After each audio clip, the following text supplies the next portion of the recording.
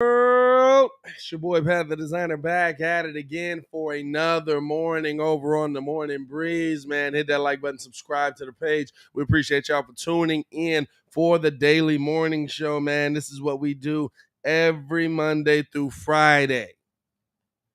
Shout out to y'all for pulling up for another morning. Got a little bit to get into today. Got a little bit to talk about today. Breaking down this trade as it continues to go. Don't know if y'all got a chance to watch the Nets game last night, but my God, or not the Nets game, I'm sorry, the Philly game, Boston and Philly game. But my God, have I never seen a trade look more lopsided? Have I never seen a trade look more lopsided than what we're seeing here? And then, of course, getting into a little bit with our Chicago Bulls, man, looking around the league and looking at our team internally. Hey, listen, Zach LaVine, I'm getting nervous. Thought we were hearing something yesterday. Never heard nothing yesterday about Zach's knee. I'm getting nervous. I was sitting around all day just refreshing Twitter, hoping that something popped up that was just like, nah, he's good. Getting nervous.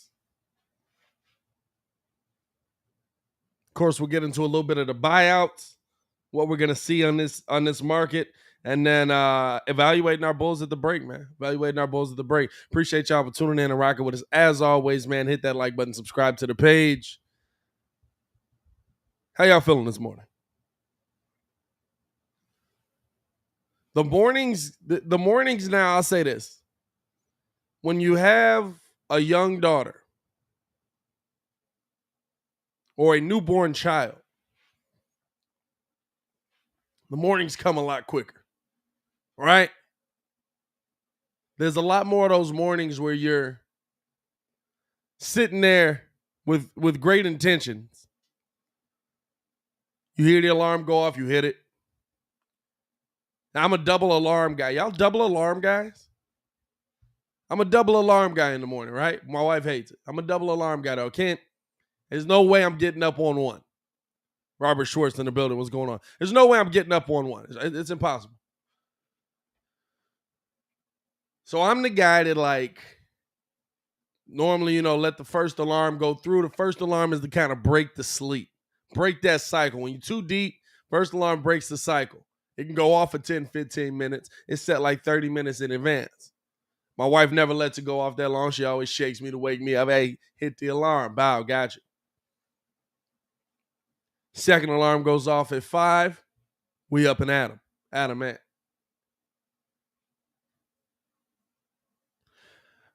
Nothing past that, though. So if you hit that second alarm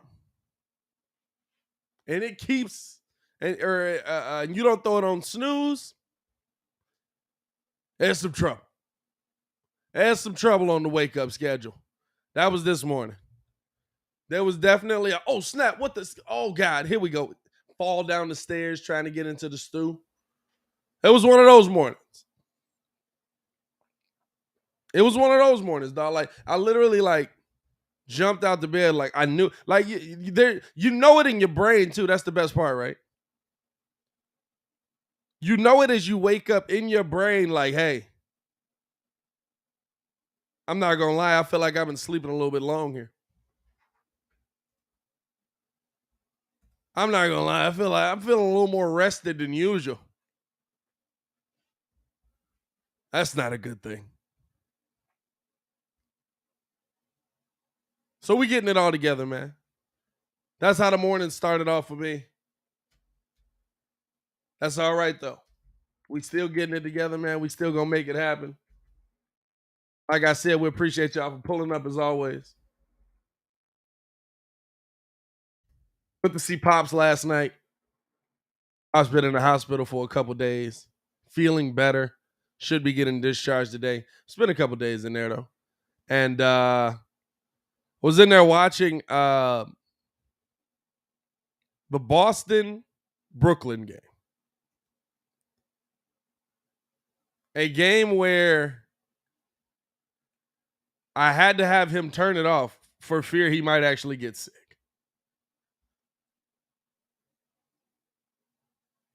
At one point, I believe the most the lead got to was the final score of 48. But just looking at that game, watching that game, you could physically or you could visibly see that while, yes, there's still a Tobias Harris, yes, there's still a Joel Embiid, there's still a Maxey. The biggest lead got to 51. Philly never led in the game. Biggest lead got to 51.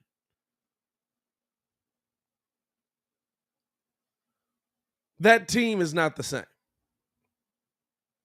That team is nowhere near the same. 16 in the building, 3 likes. Hit that like button. That team is nowhere near the same. And maybe you feel like, yeah, just throwing James Harden in there is going to solve everything. They just got to get used to their new roles. They just got to fit. I don't know, dog. Honestly, I don't know. I feel like you gutted what was already a good team.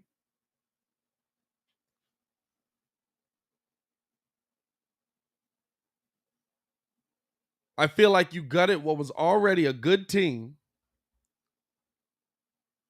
to add in this one piece.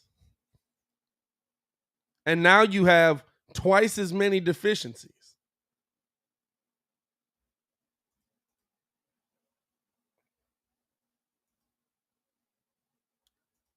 To me, and oh, by the way, for a piece that isn't back yet,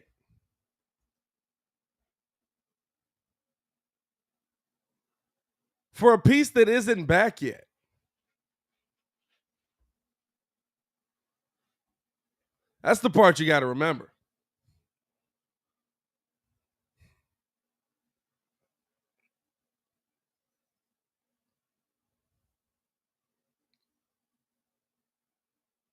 And as I look more into into that Philly team, as I look more into, because of course, as Bulls fans, we've had to look at them. They beat us, right? They beat us.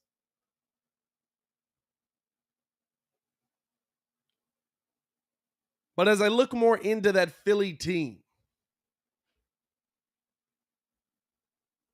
I truly get less and less afraid of them in the Eastern Conference.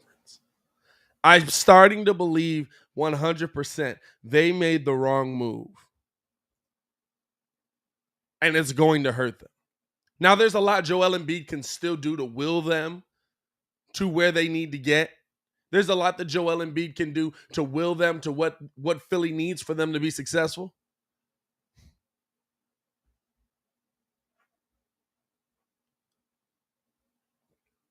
But I'm going to be honest with you.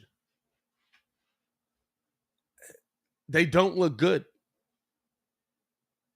And it's not just that one game. I've been watching Philly in a couple of games. Now, versus us, they look like world beaters. Our interior defense is weak. Right now, our perimeter defense is weak. But looking at it, I really feel like at full health, the Bulls could beat them. 100%. In a 7-game series, even. I really feel like at full health, they are a weaker team, even with James Harden in the building. Now, of course, it's got to work together. Of course, those pieces have to come together. You have to let it take time to gel. But just seeing how weak they were on all these different fronts, knowing James Harden has a little bit of an injury issue the last couple of years. Is it now all of a sudden James Harden is going to be the epitome of health going into the playoffs? Is that what we're expecting?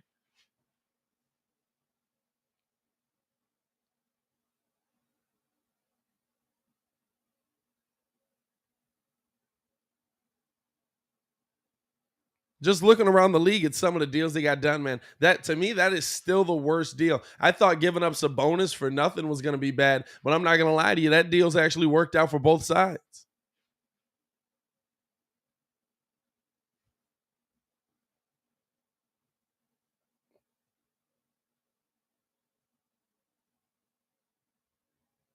That deal's actually worked out for both sides.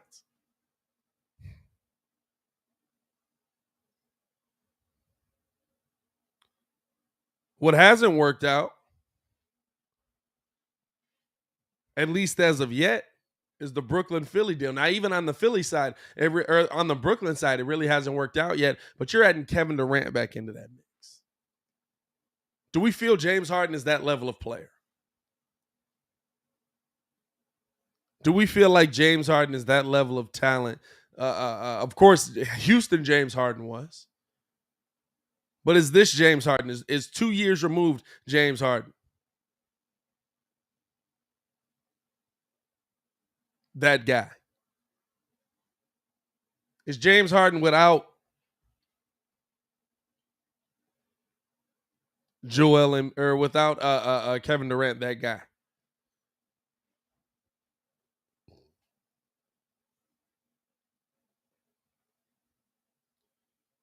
Because I'll tell you what, you took pieces away from what Joel Embiid had.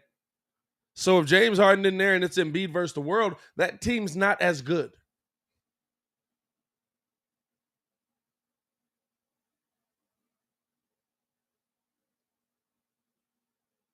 I looked at that game very interestingly last night. Boston ran roughshod over them.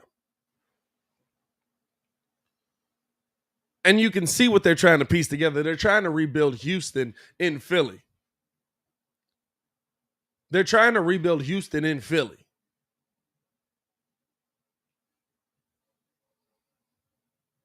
There's even talks of getting rid of Doc Rivers and bringing back Mike D'Antoni.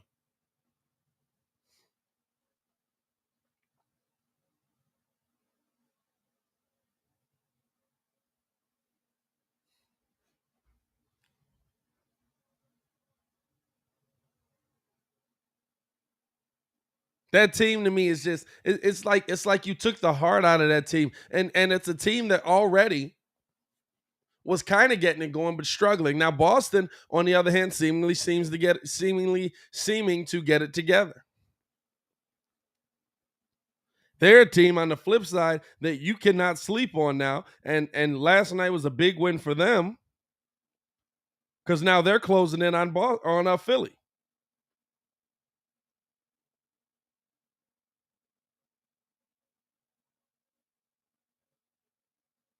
Boston on a 9-game win streak. Are they figuring it out? I'd be more worried about Boston coming up than I am Philly.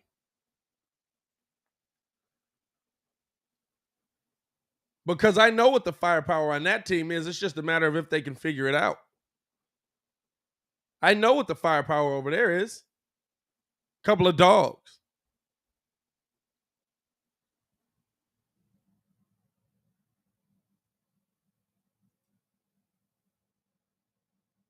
They're a team that's moving in the right direction.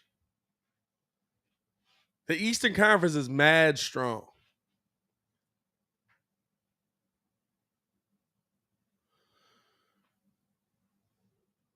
Mad strong. And you got to find your way to navigate that. You got to find out how to navigate that. And now there's some change in there. But I think Philly, I think we're so worried about the Bulls moving back in the standings. I think that's who did. We're so worried about the Bulls moving back in the standings. We're so worried about the Bulls falling back. I think that's your team that took the biggest hit, and they added the biggest name free agent probably.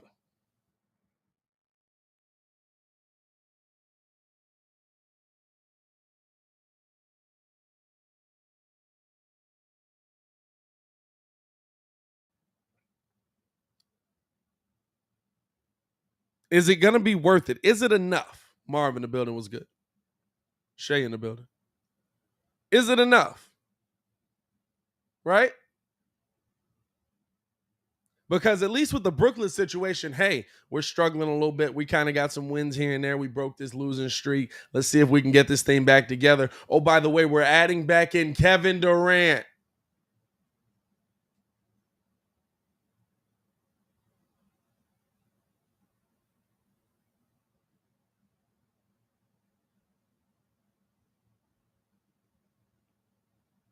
You know what I mean? It's a little different. It's a little different. Dan in the building, what's going on?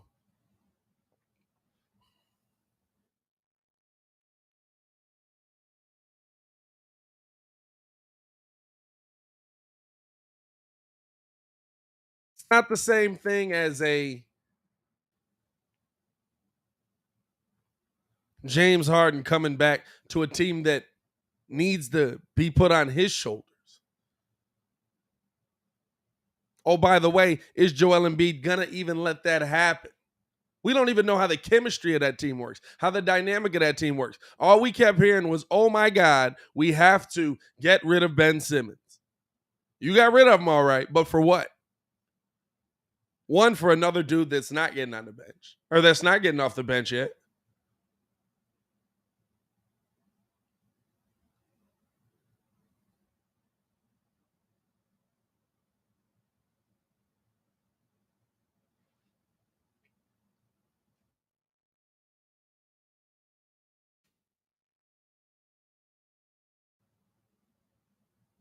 I don't know, man. I don't know.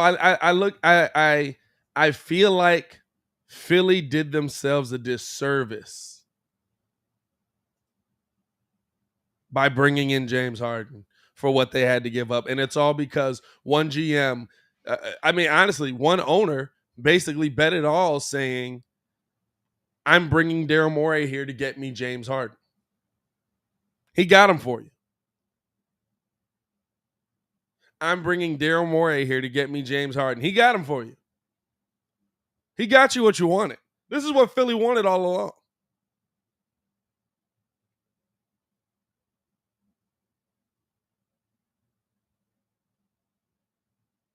This is exactly what Philly wanted the entire time. That's why Daryl Morey's in the building. They wanted James Harden.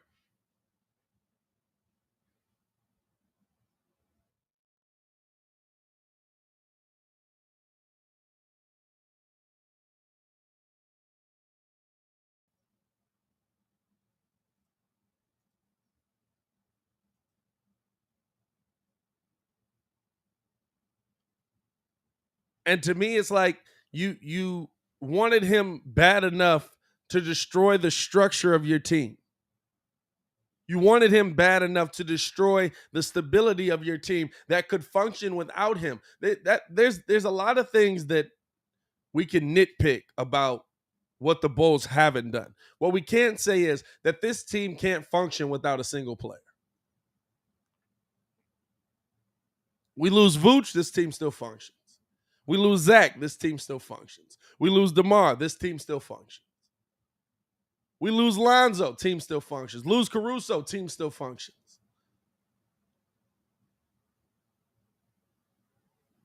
Are there some games in there where you got to be like, yeah, the injuries are taking a toll? Absolutely.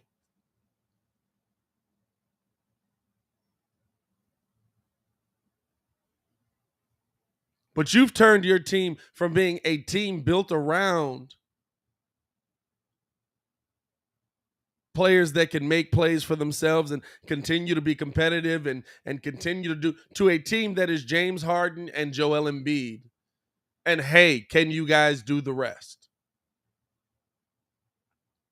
And I'm not the person that comes on and says James Harden can't play. James Harden is washed up. James Harden isn't going to be able to do anything. James Harden, I think James is going to do all right down there. But I don't think that team's going to function well if James isn't in the lineup. And that's, guess what? He can't play 48 minutes a game.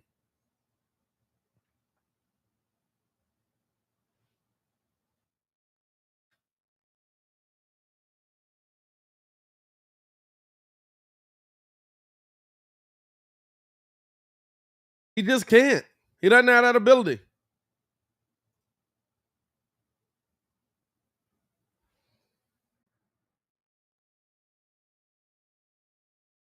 And so to me, it's like, hey, listen, okay.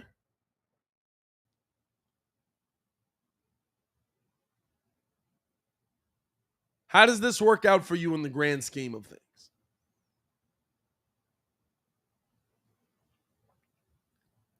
Because I'm looking at the Eastern Conference, and the Eastern Conference is not getting worse.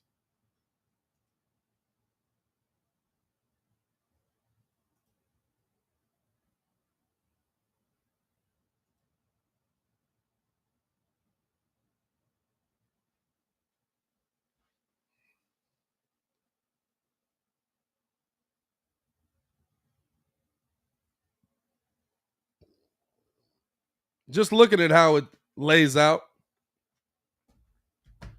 Bulls tied for first again.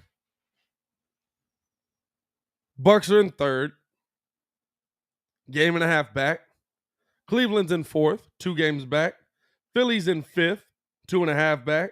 Boston's in sixth, 3.5 back. Toronto's in seventh, 5 back. Brooklyn's in eighth right now, 6.5 back.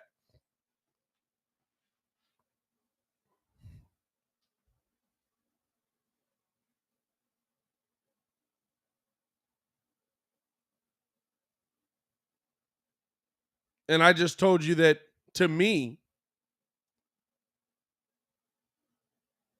Boston is moving in the right direction. They've gotten better. Boston's won 9 of their last 10. They've beaten the Sixers, Hawks, Nuggets, Nets, Magic, Pistons, Hornets, Miami, and the Pelicans. Not a lot of tough teams in there. But teams that they were losing to initially.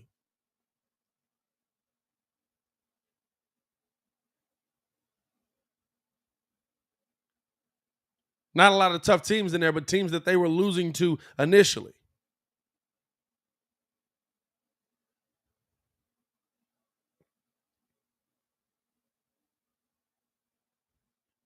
So they're starting to figure their thing out.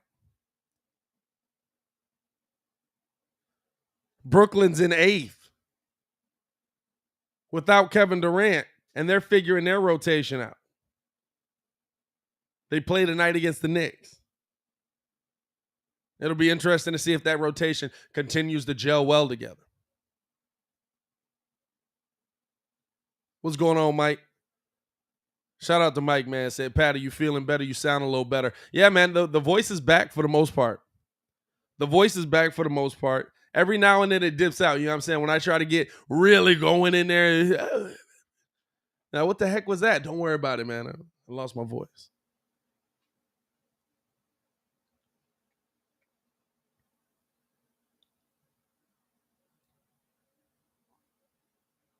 But to me, just looking at it, right, a lot of the teams that we were all worried about, minus Brooklyn, I'm still worried about Brooklyn. I think that they really did get better. I think that's going to take a second to gel.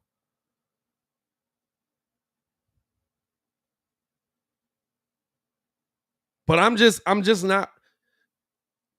I'm not as fazed by Philly as I probably should be for a team that we haven't beat yet. As I probably should be for a team that the Bulls haven't beat yet. But I don't feel like the moves they made are going to make them a game changer in the East. I just don't.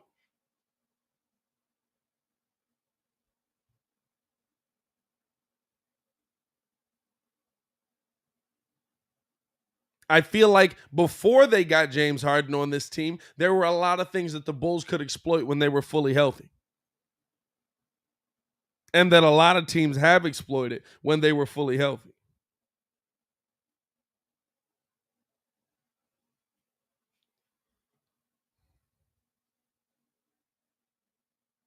You didn't get enough back in that deal. To get things done. And so this is where you're at. In an Eastern Conference that's ever evolving. In an Eastern Conference that's always changing.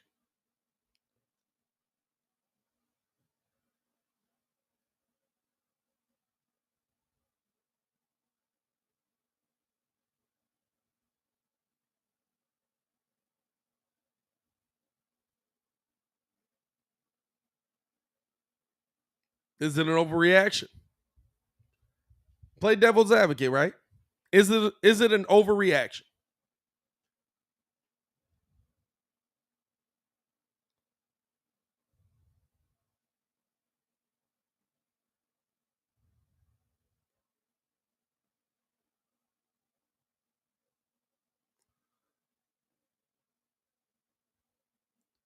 Is it an overreaction to one game that they lost by 50?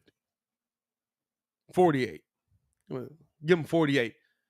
You give somebody a 50 ball, dog. You know what I'm saying?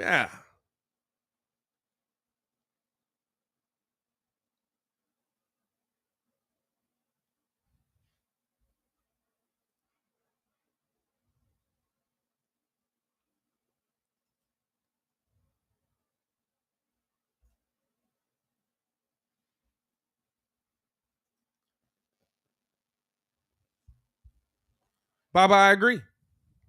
50's a lot.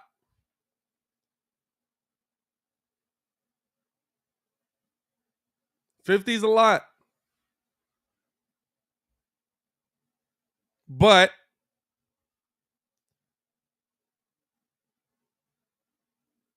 is it just one game? Is that all it's going to be? Right? Does James Harden fix this? Does James Harden make this team better? Does James Harden change how they do things?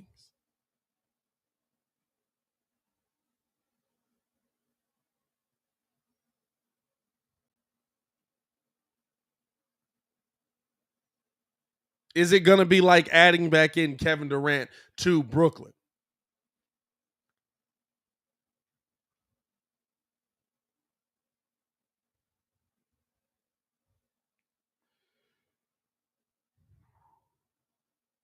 Because I'm gonna be honest with you, I think Brooklyn's in the perfect position right now, right? Brooklyn's 30-27, still in the playoffs, 8th seed.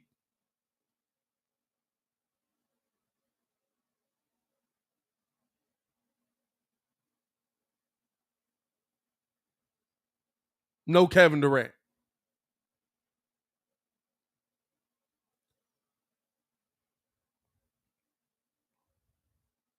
But by playoff time, probably by the end of All-Star break, you add back in Kevin Durant after the All-Star break. You add back in Kevin Durant.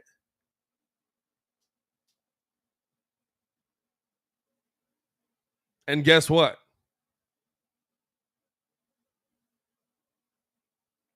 Now you're looking at a team that maybe gets up to 6 or 5.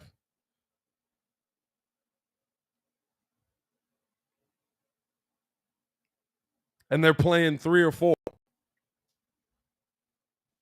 You're playing Milwaukee first round. You're playing Cleveland first round. Hey, they love that. They love that matchup. You telling me I'm the underdog in all of this? Philly would love that, especially with the new look team.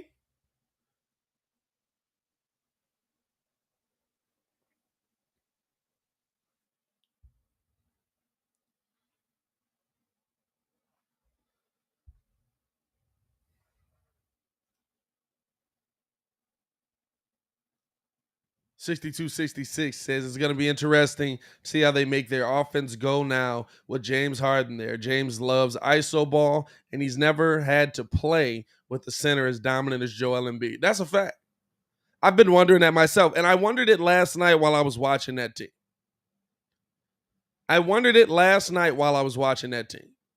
Because I'm looking at that game last night in Boston, in Philly, and I'm watching Maxey handle the ball. And so much of the offense was created, the little offense that there was created by Maxey driving, kicking to Embiid kind of going ISO. Now, it could have been because there aren't as many options there anymore, right? Could have been there's not as many players to look to anymore. And so that's why you're really just looking for Embiid on the ISO. Could have been because you're down so much, you realize he's your best chance to get back in it if he goes off.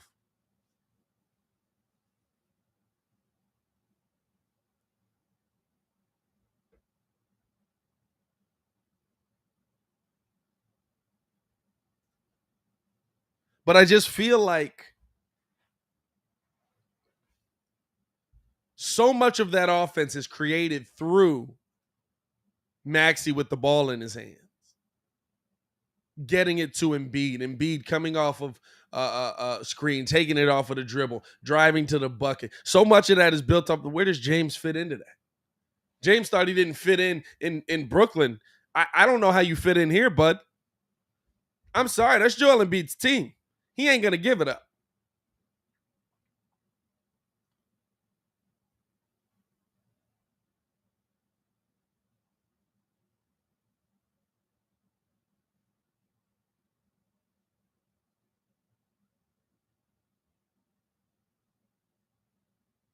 That's Joel Embiid's team. He ain't giving it up.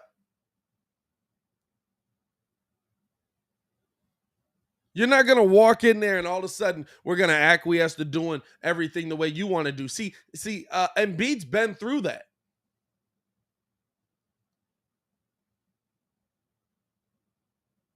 That team, that Philly team was built for Ben Simmons. Embiid's been through that.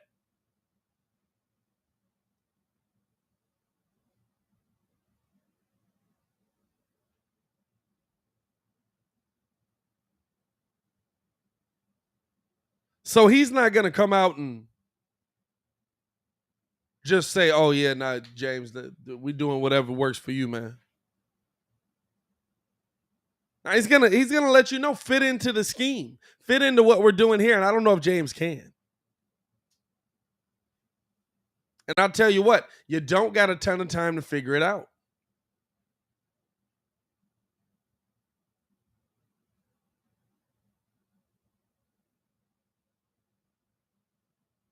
We always talk about the All-Star game like the All-Star game's the halfway point, but we're well past halfway. 58 games into the schedule.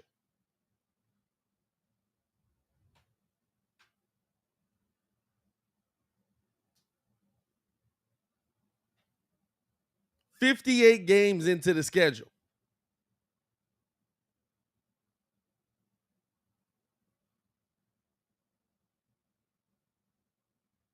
We got 24 games left in the season. 24 games. That's not a lot of time left. That's why for the Bulls, it's so impertinent that they get these guys back in the building as quickly as possible off of injury because, hey, look, on the other side of that, hey, not for nothing, champ, but we don't got a lot of time left before the playoffs get going. Playoffs are almost here. 24 games.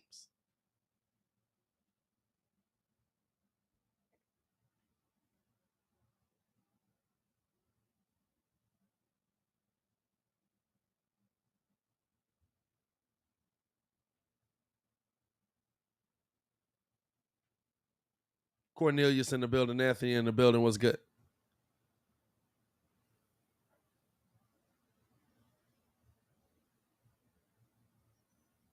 Can they get it together in 24 games? It takes guys a half a season. And this is the interesting thing, right? Is it better to make these moves like this or to do what the Bulls did and stand pat because you know that chemistry's there? Yeah, I got to add in a couple pieces. Maybe I add in, like Shea says here, maybe I add in a Moses Brown.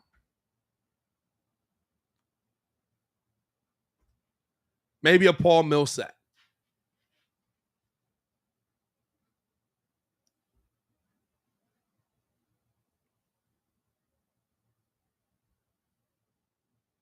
Maybe you add that in. A little something in the buyout market, right? Little garnish. Little garnish.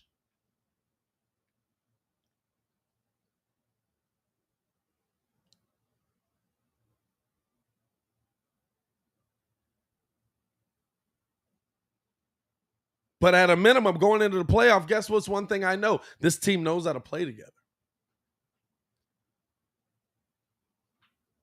This team knows how to play together. This team knows how to get the job done.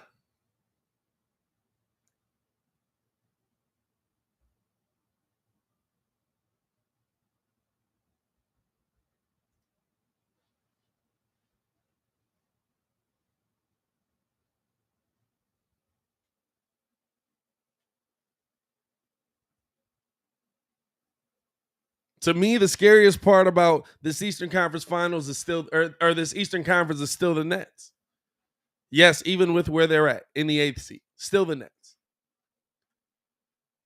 Because you took Kevin Durant, Kyrie Irving, you gave them another scoring option that fits into any hole you plug them into, in Seth Curry.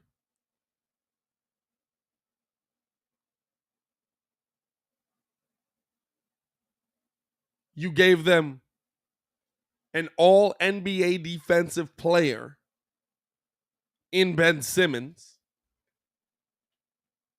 somebody who can lock down your best positions 1 through 5. We forget sometimes this guy's 6'10". He ain't 6'4", he ain't 6'5", he ain't 6'7". Shout out Lonzo Ball. He's 6'10". You gave them all of that.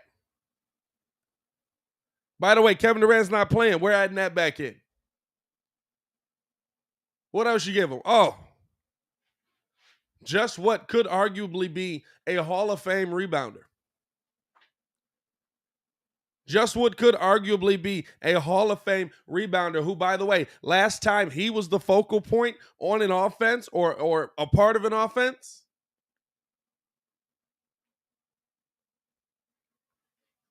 last time he was in that position, yeah, he was 17 and 15. He hadn't been there in a couple of years because he went out to the Lakers where they basically didn't use him, and then he was a backup on Philly. But last time he was in a starting role, which I think he'll end up in, yeah, so he was 17 and 15.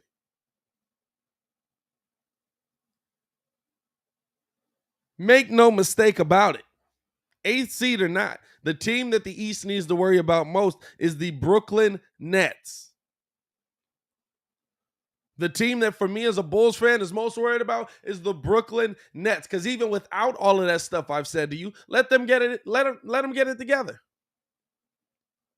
Even without everything I just mentioned.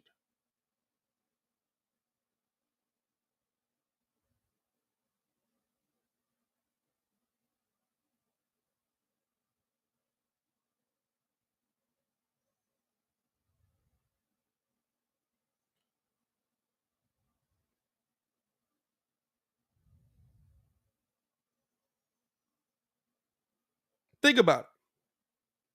Think about this team right here, right? Seth Curry at the point. Kyrie Irving's your 2. Ben Simmons is your 3, kind of. I'm saying size-wise. I'm not saying that'll work however it works. Ben Simmons at the point, Kyrie at the 3, whatever. LaMarcus Aldridge is your 4. Andre Drummond's your 5.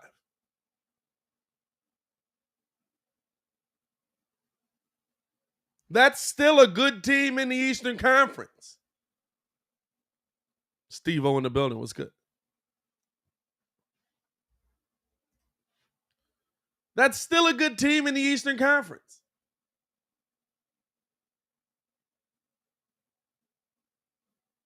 That's still a team that can absolutely cause a ton of problems for what other teams in the East want to do. For the Bulls, for Brooklyn, heck, it does, or not for Brooklyn, for the Bulls, for Milwaukee. To me, it does more for Milwaukee because, hey, now you've got that rim protector. Now you've got that guy that's down low that can rebound while Giannis is trying to fly through there. I'm not saying he's going to dominate Giannis. I'm not saying that he's going to slow down Giannis, but come on.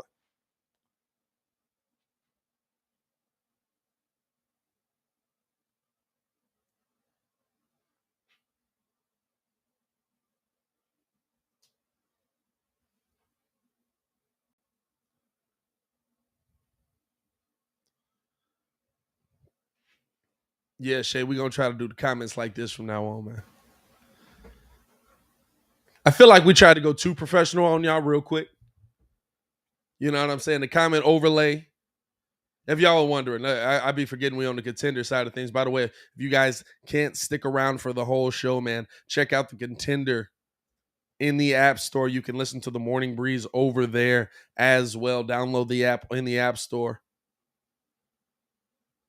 or in your Google Play Store or whatever apps you got. If you got a Microsoft phone at this point, they still doing the Microsoft phone thing? Anybody still got a Microsoft phone?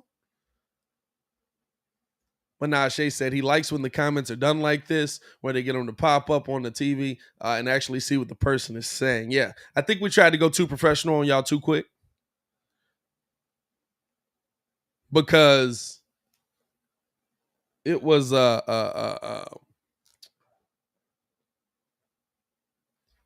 we got some on-screen stuff that was causing an issue, and then we try to click to like get them out of there, and you actually accidentally put them on screen. So then we were like, yeah, let's kind of go away from putting the comments on the screen. Let's kind of get away from that. But it punished y'all for stuff people didn't do. And we figured out mods now. So we got mad mods in the building. Mod Mind. Y'all keeping it safe out here. Shout out to y'all.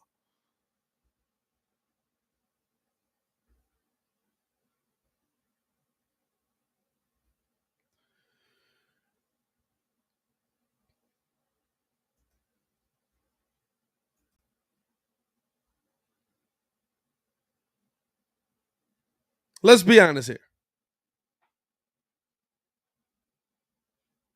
In the Eastern Conference, if you look at these teams in and out, now that we've all relaxed, right? Because remember, I was the only one not losing my mind that the Bulls didn't do nothing, right? Ringo said we're in the play-in game. I was one of the few. I'm not gonna say I was the only one. I was one of the few that wasn't losing my mind that we didn't make a move at the trade deadline when really people just wanted to be that you felt like that kid that didn't get candy while everybody else was getting candy. Why didn't I get any candy? Why am I not in on the candy? Jay Crit in the building. What's good? We've missed you, brother.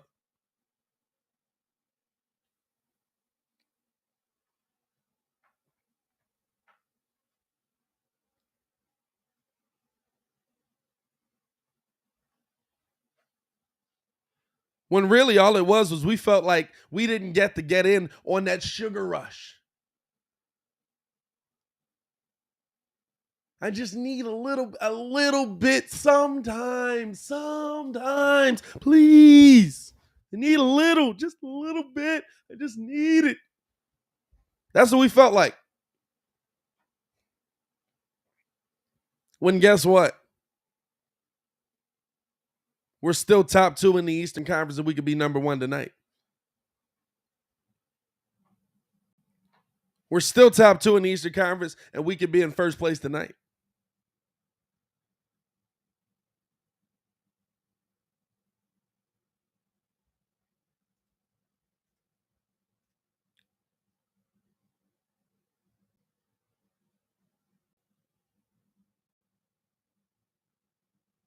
On the other side of this thing, looking at the East, and maybe it's just because we've beaten a couple of teams that we were supposed to beat in a row. Maybe it's my recency bias. I'm not going to act like I am immune to recency bias. I try to avoid it. But I really feel like when this team's 100% healthy,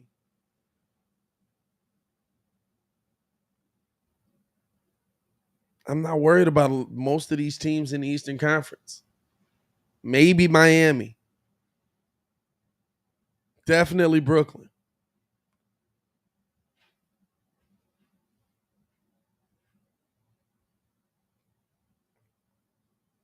To me, I feel like teams are starting to figure out, hey, kind of forget Giannis, let him do what he's doing.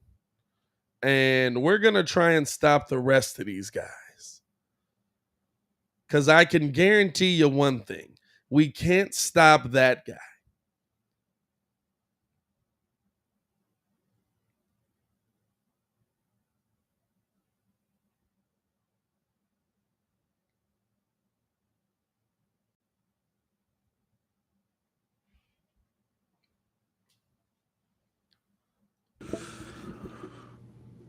A Custer's a buster with a C. I'm a mother crib. Anyway. That's how you going to enter the chat? Well, you was right about one thing. Yeah, definitely is not stopping Giannis. The Pacers found that out the hard way last night when he dropped 50 and 14 on that behind. 50 and 14. Talk about having a day. How about I put a half a century on you? Boom. Take that into All-Star weekend. But even this is the part that this is the reason I said it, right? Now, in that situation, you have to outscore Giannis. It's tough, right? You have to not outscore Giannis, but outscore Milwaukee, which is tough. But they kept pace with him that entire game. I mean, it's hard to go away from somebody shooting 17 of 21, 81% shooting. No one talked about that.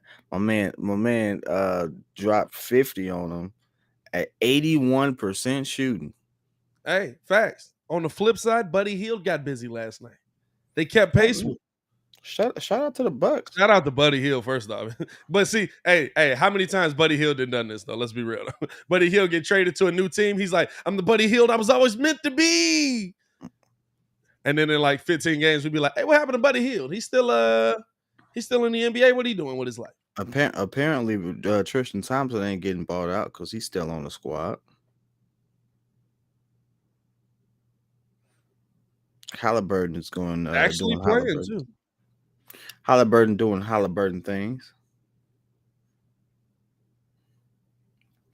I And tell it, y'all what, I what see. I'm Hey, saying. Mark, that's a good point. Pat, you making a good point. They kept pace with them, right? Check this out, though. Did they lose? Oh, absolutely. They're a worse All team. right.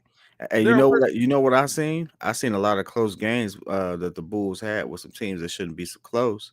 So guess what? It don't matter. Good. The Suns last night, absolutely the better team. Had a close game against the Clippers. It wasn't really close, but then it got close, and then They it got was like close late. it's a little uncomfortably close. They And then got close late. the Suns was like, you know what? Nah, let me take this over real quick. And then they ended up the game. It's still within 10 points. Guess what? It happens, but they didn't lose. No, no, no, no. Almost don't But, count in but basketball but because what I'm they still won. no. Like But what I'm it saying just is, don't. it's how they did it. Giannis, you eat. I got nothing for that. We're gonna slow down Drew Holiday. We're gonna slow down Chris Middleton. That's a bad game plan when the guy you're supposed to be slowing down shooting 81%.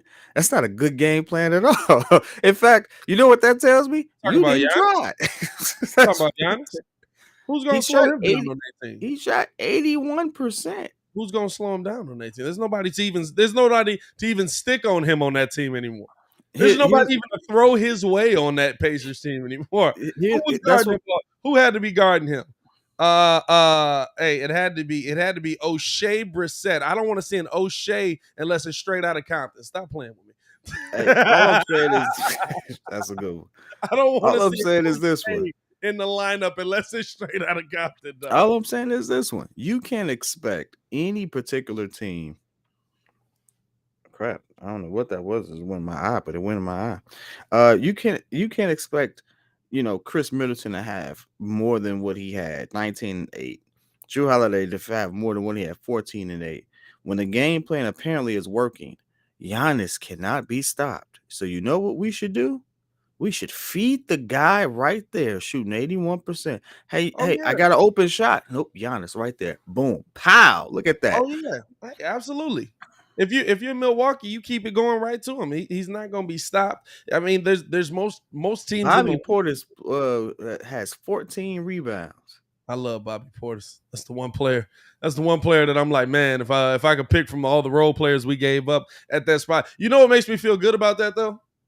How At many of least those players how many of those players we had to give away tells me we can find like this season, it's like I don't need the Bulls to go overspend on another guy to stick next to Vooch because apparently we just keep finding these 4-year dudes that come out of college and that's what the Bulls are best at. It's like, hey, what do you need? Power forward? All right, we got a slew of them over here to pick from. These guys have been 4-year guys at blue blood schools. They've traded 4 of them in the last 4 seasons. We've literally traded Bobby Portis, Daniel Gafford, Taj Gibson, Wendell Carter. Wendell Carter. They're all the same dude. Portis is probably the best of the bunch, but if you look at it, they're all the same dude. Man, It's it's interesting, right? Because like post it trade is interesting. line, like the clarity comes in, right? It's like that. Ooh, that was almost a bad joke for 6:00 in the morning. It's like that clarity you get that every man understands when you just be like, oh, she's not an 8. I've made a grave mistake. After the All-Star break, the Eastern Conference to me is not as, oh my God, we're not going to be able to beat these teams as we thought it was. I went deeper. I was like, the teams that we're really worried about. Miami's still built really well. They're at the top of the Eastern Conference for a reason. Miami's a very deep team. They lost to Dallas last night, but Miami's a very deep team, a team that is very balanced, a team that can get it, that has players that can absolutely get it going offensively. They're top 10 in 3-point field goals. They're second in 3-point percentage. Top 15 in rebounds, top 10 in offensive rebounds, though. They're a team to me that you focus on. I'll give Ringo that. As much as we rag on Ringo about his team, they're a team to me that you focus on. But as I dug deeper, looking through the Eastern Conference yesterday, preparing for the show today, I looked at the team that continuously holds us down. That Philly team. They got smacked for 45. Yeah, we broke that down. Yeah, it's ugly. When the Bulls are fully healthy, Philly with Harden does not scare me. Because in a lot of the metrics that the Bulls, we would say, right now are struggling at, they get better at as they get healthier. Now, Embiid's still probably going to eat inside. He's probably still going, listen, him and Vooch will go back and forth. He'll have 40, Vooch will have 25. But other than that, there's not many teams worse at rebounding than the Bulls in this NBA, but Philly's one of them, and they just sent a Hall of Fame rebounder away. Philly not only is 30th in rebounds in the NBA, Philly is 30th in offensive rebounds. That works in our favor because we're struggling in both those categories. Philly is just about the worst team in the NBA when it comes to turning the ball over. 12 and a half turnovers a game they average. That works in our favor because when we get 100% healthy, we got a lot of guys that can turn the ball over. By the way, you didn't exactly bring in a guy who's efficient with the basketball when he's playing that ISO ball.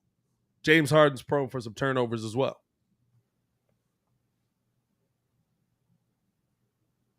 You made your team worse if you're Philly to bring in a player that's a maybe in the playoffs. It's one of those best of luck things to you, but I think you just let Daryl Morey screw you out of your best championship run. Because right now, the way Philly was constructed before, I think they had a better shot in the Eastern Conference than now. Now, listen, this all goes out the window if James Harden comes back and he plays like he did year 2 in Houston. It becomes the triple-double machine that he was. I'm going to give you something else to look at. And I don't think this is getting enough attention either. They have flew under the radar all season, and they are absolutely stringing together a couple wins. It's taking some time, but I guess they're figuring it out. The Boston Celtics are number 2 in the league when it comes to team rebounding. And they just added Daniel Tice. And they just got back Daniel Tice. And they still got Jason Tatum. Who's playing, by the way? And they still got Jaylen Brown. Yeah. So they still got 2 dynamic wings. Yep. To go with a nice point guard that we wanted. They're figuring it out. I wouldn't want to see them in the playoffs.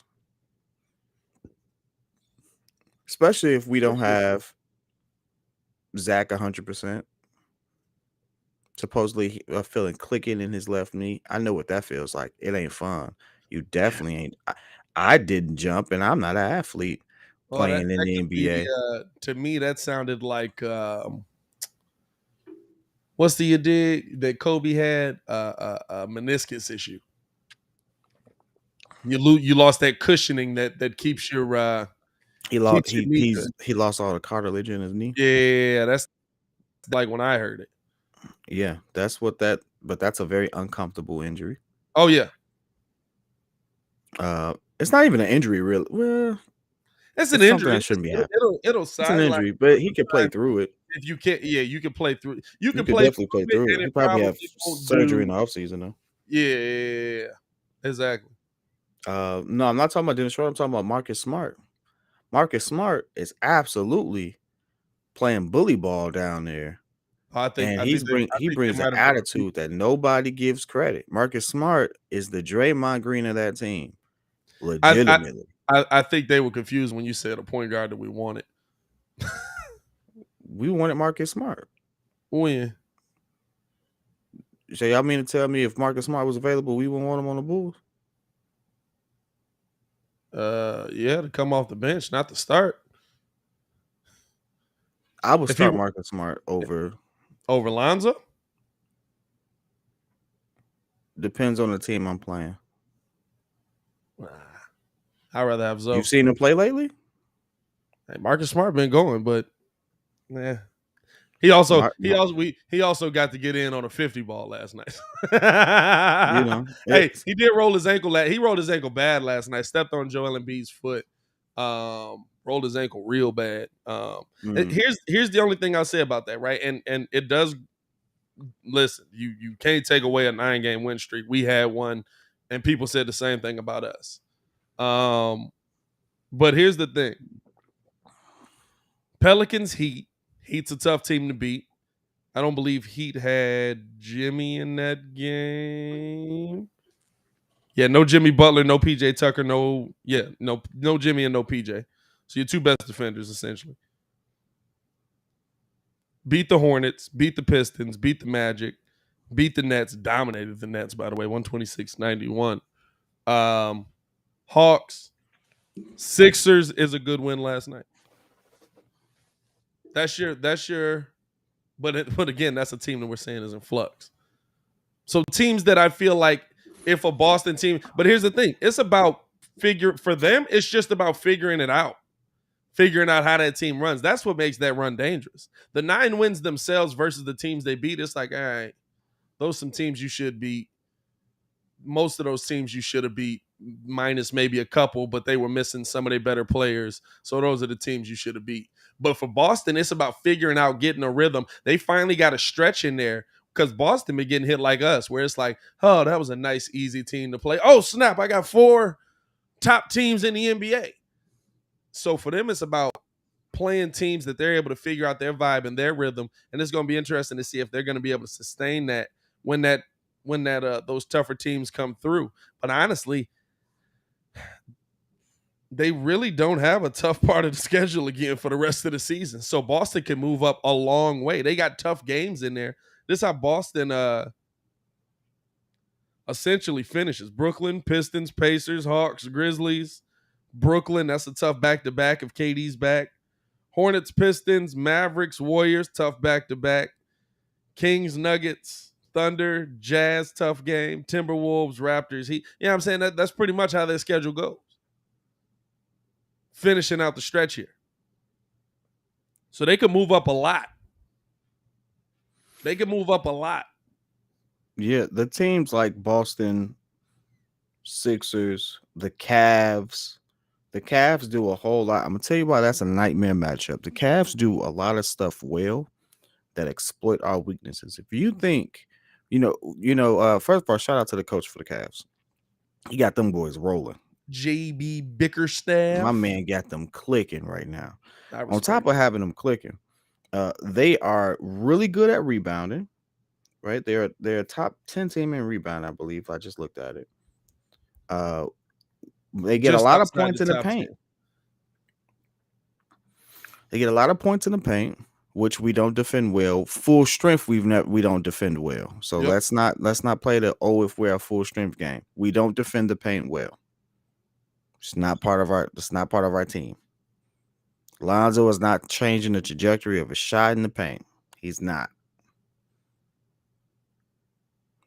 Alex Caruso is not changing trajectories of shots in the paint. He's not.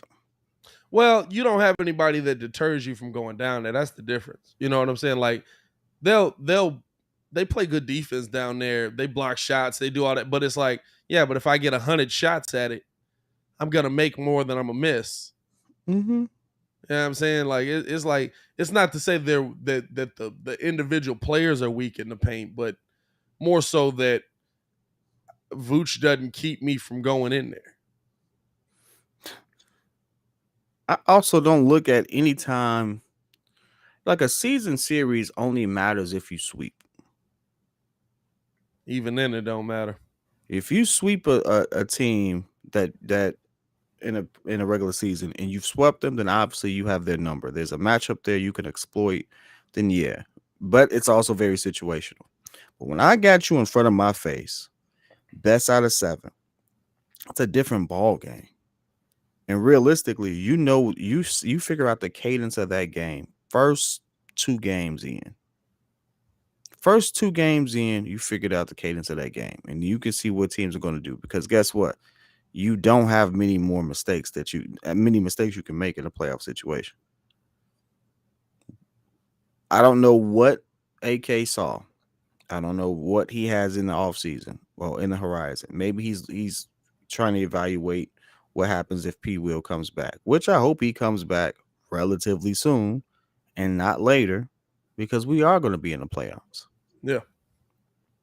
Because somebody needs to get down there with Vooch.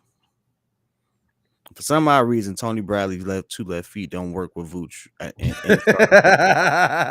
Hey, I want Tony Bradley to be good just because he's young, and I'm like, dog, like, figure it out. He ain't but 24 years old. He looked about 37. But I was like, to me, he's 24? He's 24 years old. That's a big old looking dude, dog. He looked like Greg Oden when he came in the NBA. Hey, he don't look any better in person. It ain't TV either. TV ain't adding no ages. Here's the thing that I will say. And it's the thing I said you're gonna have to worry about most.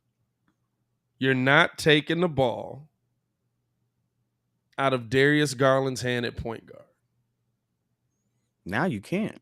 Can Caris LeVert play the 2?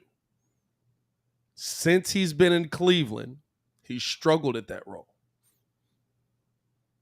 Since he's been in Cleveland, now it's only been, 4 games? But since he's been in Cleveland, he's struggled in that 2-guard role. He's got 1 good game out of the 4 he's been there, I believe. It's a new role for him. And it's probably not can he play it. It's about how long is it going to take him to acclimate to playing that 2-guard role where, yeah, you're basically just the 2-guard. How long is it going to take him to acclimate to playing that role? And is there enough time before the playoffs for him to get used to playing that role? We've only got 24 games left, y'all, and there's one tonight. You've got 23 games post All-Star game. Well, realistically, Caris LeVert is not in any other situation that he hasn't been in before. Yeah, but Caris has always had the ball in his hands. No, I mean, when Brooklyn, Spencer Dinwiddie had the ball in his hands. And Indiana, Justin played point. Caris was the point guard off the bench. He wasn't a 2-guard on that team. They started lineups with them both on the floor together. They both came off the bench. So it'd be probably in a Spencer Dinwiddie brought the ball down. So he played point. Yeah, but it was Spencer and D'Lo, bro. No, it wasn't D'Lo. It was Spencer and Caris LeVert in the Nets at first. And we traded them for Harden. Spencer Dinwiddie played point. You talk about when KD got there? When KD got there, Spencer Dinwiddie and Caris LeVert came off the bench. Right. D'Angelo Russell was there first. Don't give me. Right. And then but D'Lo played point. D'Lo played point. Dinwiddie played Caris 2. Played 2. Then D'Lo left. Then D'Lo left. It was Spencer Dinwiddie. Caris LeVert played the 2. I don't think so, dog. Because Caris had to play the 1 because Kyrie didn't play most of that season. Remember that first season they all got there. Kyrie didn't play most of that season. I'm not saying that point. Here we're arguing about point guard or shooting guard. At the end of the day, it's a combo guard league. It's a very positionless league. It doesn't matter. But everybody can't do that. That's what I'm saying. Everybody can't do that. A lot of people make their offense from having the ball in their hands to start to play. That's a big transition to now I got to come off of screens, come off ball, do some stuff off ball, and then make my offense happen off of what other people are doing. Now, if you want to just let Caris LeVert Bradley build that thing and just let him handle the ball, by all means do that. But with Darius Garland putting up 25 and 30s on the scoring tip at the point guard position, I don't think that's the smart move there. And I'm not saying that Caris LeVert can't get used to that role. He's an NBA player. I'm assuming he can adjust to it. What I'm saying is in 24 games, is that enough time to figure it out? In 24 games, are they going to have it figured out, ready to go for the playoffs? Because he is a huge piece of what they want to do moving forward. I That's don't why I you don't go look get at him. his last couple of games and say he can't. He just shot bad. The Yeah, game but he shot well, he scored well. When he yeah, was 10 but of 19, he had 22 points, same starter minutes. But outside of that, he went 5 of 16. That's why he has 11. He went 4 of 12. That's why he has 9. When you're on the team that has other weapons, you can't sit there and just keep jacking up shots. This ain't Indiana. He has other weapons, and it's not his team. no, I understand. That's what I'm saying though. Can you adjust how you score in a different role? He's not scoring like he was in Indiana. There was nobody to feed him the ball. He was the ball. No, dog, he just missed. That's what I'm trying to say. He just missed. He's getting the same amount of shots. He It's just it, missed. yeah, but it's they're different shots. No, it's not. I've watched the game. It's getting the same shots. He He he just missed. so he's getting the same shots he would get if he's He got handling the the ball. same shots he got when he put 40 on us. Yeah, but when he put 40 on us, the ball starts in his hand. He got the same shots when he put Man, 40 on us. I'd have He to just see it. missed. I'd have to see it. Because to me, that's different. That's like saying that Zach LaVine can play point and be as successful as he is at the 2. You know what I'm saying? Like that's different. They're different shots. And we've seen when Zach LaVine brings the ball up, The sometimes he problem is can you keep just saying kill he's a you. point guard, and he's never been a point guard. He's been a 6'6" shooting guard his entire career. He's But 6'6". he's handled the ball, bringing the ball up. Whether he's a point or not. Okay, Ben Simmons 6'10". Ben Drew Simmons still Holiday brings was the a ball point up. on Indiana. He brought the ball up. Like, what are we talking about here, Doc? You What I'm gotta watch the games, baby. man, He was always the two guard. I've seen the games, dog. But what I'm saying is, when you start with the ball in your hand versus when somebody gives you the ball in your hand, those are different shots. It's not you getting the same shots. You're coming off of different looks. You know that. You the hooper. You know that. Them ain't the same kind of shots. Well, that's why I'm telling you that the shots are the same. The difference is the point guard that hands it to him can actually score 25, while Holiday couldn't. That's But the only difference. The difference is in he has a Indiana, big man that he has 3 big men. God dang. yeah, they How got many 3 big big men men. they got? 4 actually, if you count Kevin Love off the bench. In Indiana, he wasn't playing the 2. That's what I'm saying. Mobley's a forward. That was Jared Allen's a Justin center. Holiday on his team, not Drew. That's what I'm saying. Justin Holiday is not a point guard. Justin Holiday is a 3. Justin Holiday played point, bro. Justin Holiday is absolutely not the point guard. I've watched Justin Holiday since he's been here. Justin Holiday is the 3 on Indiana. That's what I'm telling you. It is not the same shots. He wasn't getting 2 guard shots on that team. He was bringing the ball up. He was a primary ball handler. Justin Holiday is a small forward and a spot up shooter. He should have been a small forward, but he don't play like a small forward at all. That's because he's skinny. That mug built like like a knockoff Reggie Miller. No, I think the one thing is, I'll say don't go there, dog. Because not only do I pay attention, I can actually break this team down better than everybody on this chat. Simply because I've watched them all season, especially after they won their 10th game. Because I was like, the Cavs shouldn't be winning games, but they are, and it's a problem. But anyway, we'll save that debate for another that day. just proved what we all knew. You shouldn't have drafted the same dude twice. we watched them draft Darius Garland and was like, what are you doing? You just drafted Colin Sexton. So that's the Cavs. Yeah. And the Cavs have an interesting problem because now they have Sexton, who, where does he go? Oh, it's trade bait. That's trade bait, baby. And Sexton's a baller. Sexton's a baller. Sexton, as a sophomore player, was the most double team player in the league. And he still averaged, 24 his second year? But where do you go? Where do you send him?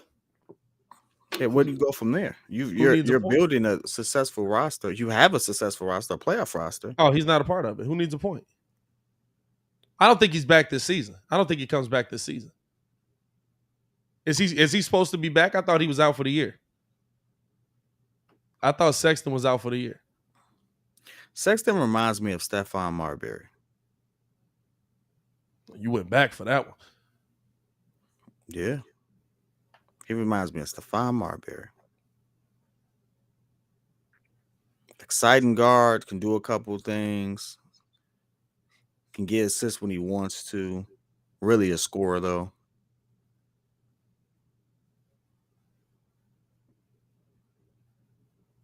Stephon Marbury. Yeah, he's a score. Yeah, I'll agree with that. He's a score. He's a scoring guard. He fits this league. He's a Well, anybody could put the well, ball in the hoop on the ISO play fits this league because that's all they run. They don't have any set plays. You know it's bad when a lot of players sit there yeah. and tell you they Sexton's don't out have, for the year, my boy. So he's getting moved off season. yeah. He got a meniscus tear. You know it's bad when anytime you listen to a bunch of interviews, even with coaches, they say there's not a whole lot of set plays that get ran, which again, this is why coaching matters. Down the stretch, you need a coach that can put you in the best position to win because you're going to need somebody to slow that down. That's why Tyronn Lue is always going to be in the running for coach of the year because he absolutely is a player that learn how to play it, make adjustments and stuff like that. But Hey, coach for the Suns. We talked about Ty Lue at that Super Bowl party. I asked y'all that because nobody ever realizes that Ty Lue like stole a ball from AI 3 times and got a bucket on all of them right before AI steps over him. Would that be y'all point of interest in the interview after? I'm finding somebody to tell that to. You're not finna live your career off of stepping over me. People don't realize that when Tyronn Lue was talking about him and AI going back and forth on the court, there's another game where he was like, I'm the reason why you got that contract. And he was like, thank you. Nobody remembers that that's the reason why. His defense on him was the reason why he got the contract he got for the next season. Now, he did still get stepped over, but he made AI work. He made AI work hard in that game, dog. Ain't no way. Ain't no way ain't no way you gonna make a career off of me over stepping over me. I'll be every turn. It'd be like anytime, because he done been on some TV interviews with that too. It'd be like, what was your thought process in that? I was thinking, man, going down there, that was a good way to get me back for stealing the ball from you 3 times in a row. I'm gonna let you know that right now. Every time I'm gonna make sure the world knows that I gave AI that work. By the way, 72 people in here, man. Hit that like button, man. Subscribe to the page. We do this Monday through Friday. Appreciate y'all for pulling up, man. If you can't stick around for the whole thing, you can also listen over on the Contender side of things. Shout out to y'all, man. I feel like with 24 games left, right? Who's the biggest threat? Who's going to gel the quickest? Cavs. To me, I feel like Brooklyn. Because at a minimum, if that gel doesn't gel just as quick, you just slap a KD on that and everything's fine. I'm not worried about that as much as I'm worried about team play and continuity. The Cavs, for the most part, have been clicking due to team play and they've been relatively healthy the entire time. Yeah. So that type of continuity, that type of, chemistry that they've built, I'm worried about that late game stretches. Bulls haven't had enough time to do that, late game stretches. But Billy has gotten the most out of the team he has. And DeMar is rolling right now. And anytime you have someone play MVP level basketball, you're going to have some success. You're going to have some success. The good thing about it is he's playing MVP level basketball on a team that can actually support, maintain the lead, and defend at times. And he has a secondary scorer in Vooch, and we have people that chip in, Kobe, Io, things of that nature. Hey, remember when half the people in here wanted to trade him? Remember that? Vooch? That was a fun time. Yeah, the guaranteed double-double. I mean, even when he wasn't balling by our standard, he was getting a double-double. Vooch was playing trash, falling out of bed, getting 15 and 15. Trade him. 15 and 15, Hey, 13 and 17. hey, I mean, had a hey. 17 and 17 game. They was like, We he had ain't we doing had enough. people I was like, he got 17 we boards. had people in here. We had people in here telling us that the 17 rebounds ain't important. We the third worst rebounding team in the NBA.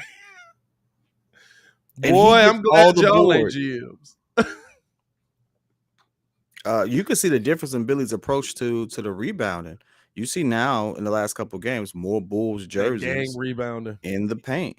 Yeah. So he's absolutely, called that into question and addressed that. So shout out to Billy for that one. There's a lot to sit here and nitpick at for the Yeah. Bulls. But again, we're still a really, really good team. Really, really good team. And that's what's up. That's what's up. Now, again, teams that exploit us, the Cavs have the ability to exploit our weaknesses, just mainly because not only do they have two big men, you can call Kevin Love washed up if you want. He's an NBA champion who, before he got to that championship team and dealt with his mental issues and stuff afterwards, was somebody I wouldn't have wanted to see in the paint. Kevin Love was Vooch before Vooch. Kevin Love was Vooch before Vooch. That's a good one. That's a good one. I just pat myself on the back. Go look at them numbers. He was better than Vooch. He was better than Vooch for sure. That's why I was trying to see like how close is Vooch to what you're saying. I'm like, He was better than Vooch. he was definitely better than Vooch. Kevin Love could put up. Well, Vooch can too. Kevin Love could average 25. Nah, he was Vooch before Vooch. What's Kevin Love numbers in Minnesota? I mean, from rookie to when he left, at his peak, he was 26 points a game with 12 rebounds on 45% shooting. Yeah, I don't think Vooch been over 20. Has Vooch been over 20? Yeah, Vooch had a 25-point season. Ooh, okay, Voochie. Okay. He was Vooch Kevin Love before busy. he was Nikola Vucevic before Nikola Vucevic. Okay. I mean, 2020, he was 24 points a game on 11 rebounds, 48% shooting. Yeah, I stick with that take. Hey, that's why like it's so reactionary sometimes, dog, in the NBA. It's just such a, and that's why I like how we do this. I like why we do this, and I think that's why a lot of people rock with us, because like we try to be like, okay, that happened, but what does that mean over an 82 game season? What does that mean over the span of this team outside of just this Tuesday in in February? Like, because Hey Marv, the one thing that the Cavs have that the Bulls don't is someone on their team has a ring that absolutely started.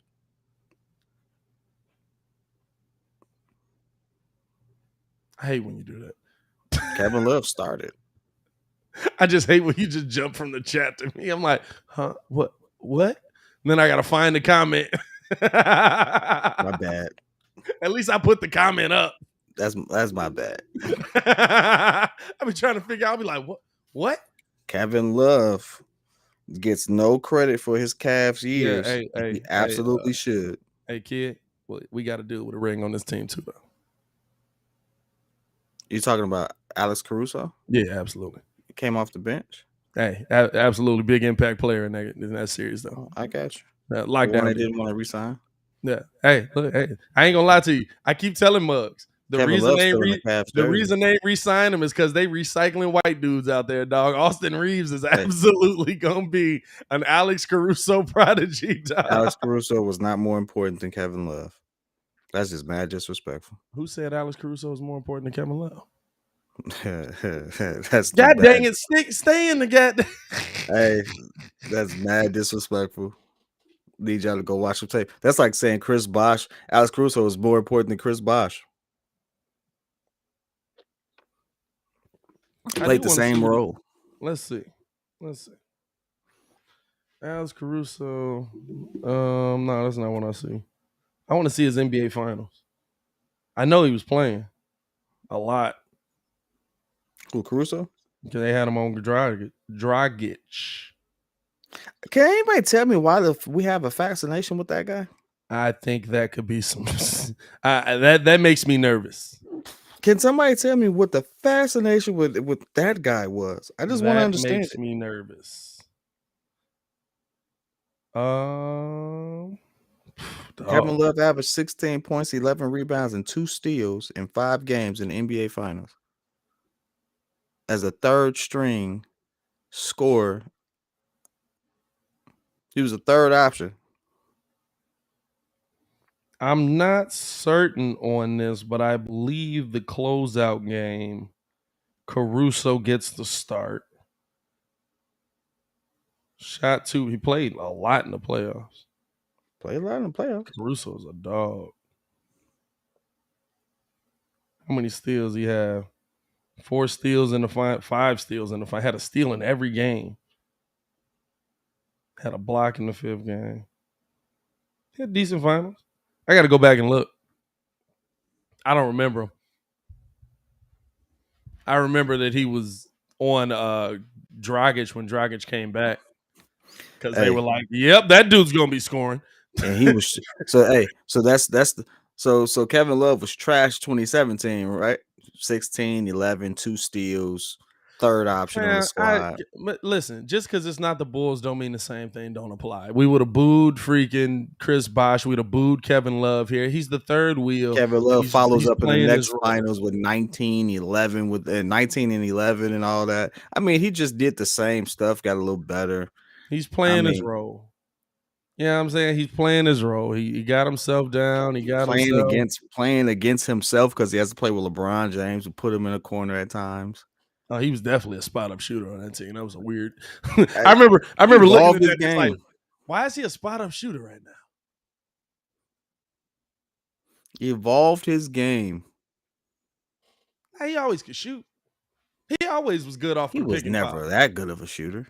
In Minnesota? Fam, I'm telling you, Karl Anthony Towns want to talk about he the greatest shooting big man. He's not even the greatest shooting big in his franchise. Nah, we might have to take that back. Might have to walk that one back. He going ham this year? Statistically, he going ham this year from 3? Statistically, pretty freaking good. I wanted to sit there and let's be like, dog, he needs to quit it. Then I looked at it. Kid can actually shoot. The kid can shoot. Let's see. The guy could actually shoot. Yeah, but I mean, so what's he shooting right now? Let's break this down, because if I'm gonna walk something back, I need to know. Let's do it. He's shooting career. 40% from 3 right now. Yeah, he lost. All right, I'm cool. I'm good. We're good. K-Love shooting 41%.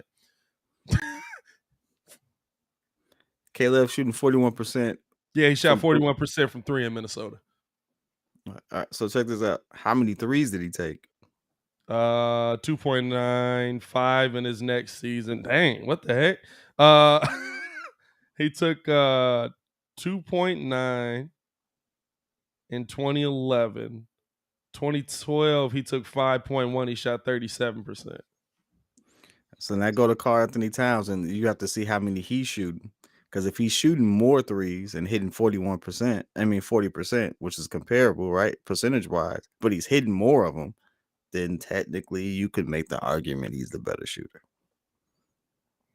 What cat guy? Just like you can make the argument that, well, if Kevin Love took more, he would do it, but that's not part of his game. He could. He was a big man that could shoot. Karl Anthony Towns is sitting there like, hey, it's actually pretty comparable. So like, nah, okay. Yeah, he shot 41% when he was shooting 8 of them a game. He was shooting 8 3-pointers a game. Oh man. Hey, that team is trash. All right, I'll walk that back. I'll take that one back. All right, Cat, I give it to you. You're the best shooter in your franchise. You're still not the best shooting big man ever.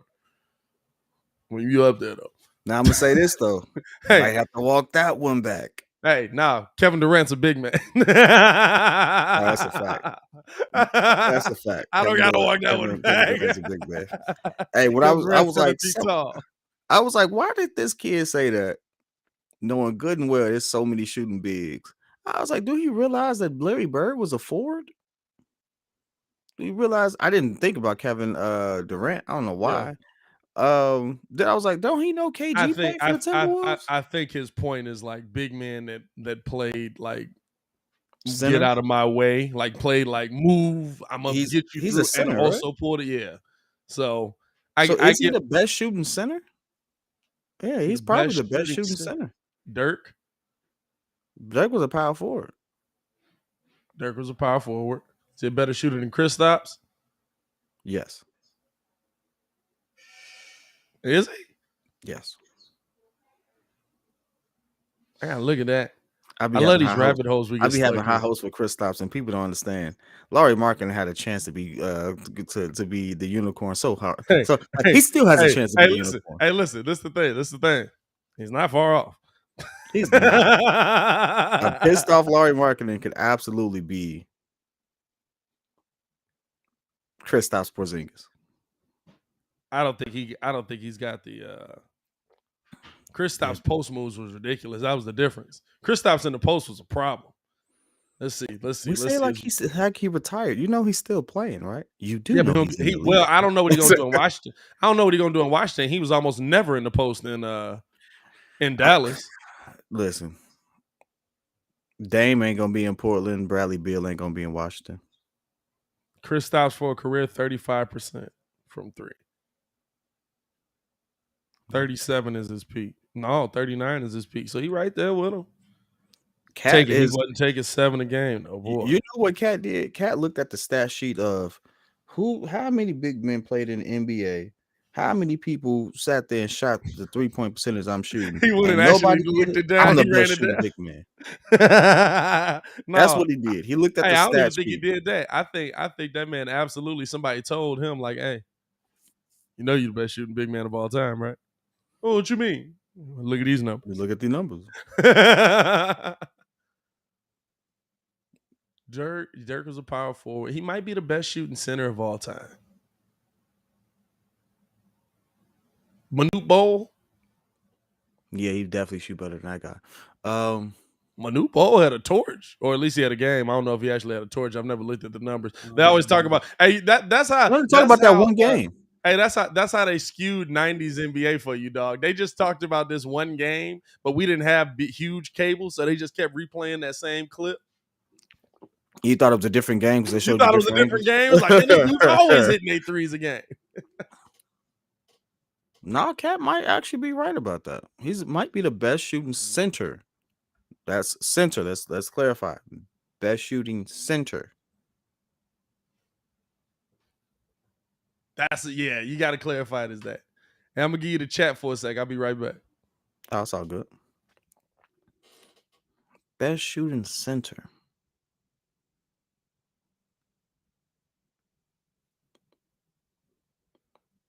Karl Anthony Towns, best shooting center. That's an interesting thing right there.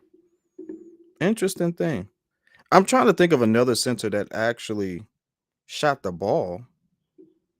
Not somebody that flexed, because Dirk played center at times when he had to, when they went small lineup.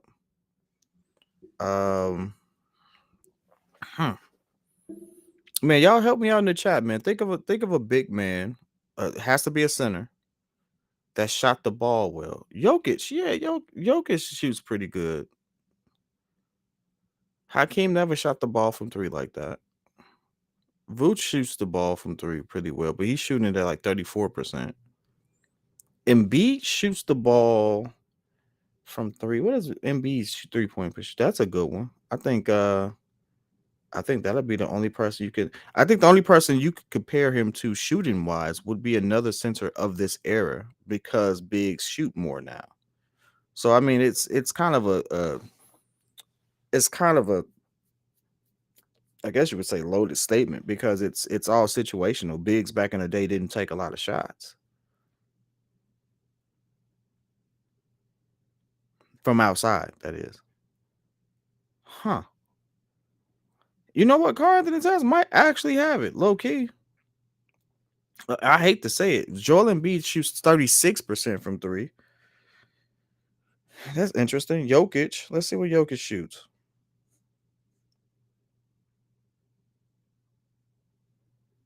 Jokic 3-point percentage It's 36 as well, 36.7. That's just this season. I don't know what it is for his career. I guess I could look that up as well. But even still, I think Karl Anthony Towns has a point. He actually might have a point. Talk about best shooting big man still. Yeah, because now you got to think about it. Joel and all the best shooting big men you can compare him to are the ones that exist in this particular league. Just because the game has changed and evolved to the point where they have to shoot, your big has to be able to shoot now.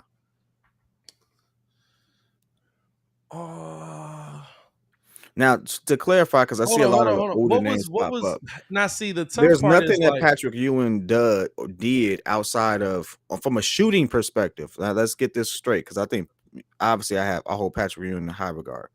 But from a shooting perspective, there's nothing that Patrick Ewing can do that Karl Anthony Towns can't do. Patrick Ewing on a lot of mixtapes. That's all I'm gonna say. He's on the receiving end of a lot of posters. Patrick Ewing is on a lot of mixtapes. Listen, hey, I've got hard takes on that because I was talking about this the other day. Let me get your take on this. Right, I was talking about this yesterday, and I thought it was a good conversation. But I was talking to myself. So. But I thought about trash your legend. Here we go. Yeah. No, I'm not about to trash your legend. What I look at is we've seen improvements based on the greats of every era. Mm-hmm. So, like you said, when somebody ran a mile in under, what was it? When they ran a 4-minute mile, they 4-minute used mile. to be considered humanly impossible. Then someone did it, and then the next year, like 20-something people did it, and then now that's like the standard. Like I can run a mile in like 5 minutes and something seconds now. So the conversation was that every generation had to have somebody do something for them to continue to get better. And that's why today's NBA athletes are better than 90s NBA athletes. Not to say that the stars wouldn't be stars in this era, not to disrespect any of the legends that came before them, but because they were that way, that's why the players today are this way. They've continued to move forward. You've got role players that jump like Jordan. Derrick Jones legitimately jumps like Michael Jordan, and he gets like 20 minutes a game. Like, you've got those guys that can jump out the gym now because of what Jordan did. You've got those guys who are shooting big man because of what Ewing did. And so me and my brother were breaking it down, and I got to the point where I was like, listen, there's a lot of prime centers in today's game that move Patrick Ewing off the top 10 list, but because he's a legend, we don't take him off of there. When Boogie Cousins was at his best, he was a better center than Patrick Ewing. And all the old heads in the room blew up. I can't believe you would say, are you kidding me? Patrick Ewing had. And I was like, listen, he is. He handled the ball like a point guard. He was bigger than Patrick. Back to the basket game was better. He could shoot the three. He could shoot the two. He could dunk it in his face, and he could take Patrick off the dribble. This wouldn't be. And I was just like, dog, I really get why. Like, listen, Bron fans go to the nth degree of it, where like they have to trash every player that came before Bron to justify why Bron is good. And I think that's the weakest part of their argument. Wherein Jordan fans, we just like Jordan. But if we're really looking at today's players versus 90s players, it goes deeper because of how good the 90s players were, and they continued to improve their game. It's not a disrespect. It's not disrespectful to say that DeMar DeRozan DeMarcus Cousins when healthy is absolutely a better center than Patrick Ewing. It's not because they're gonna get better. A lot of the role players in today's NBA are gods in the 90s. No, I wouldn't go that far. I don't know about a lot. I wouldn't go that far. I was with you until you did that. I was like, God dang, Pat, come on now. Okay, hold on. Let me say that. A lot of the sixth men in today's games, dudes that still playing a lot of minutes, would be great in the night. Alex Caruso would be a great player in the night. He can shoot, he can defend, and really he don't get that many shots.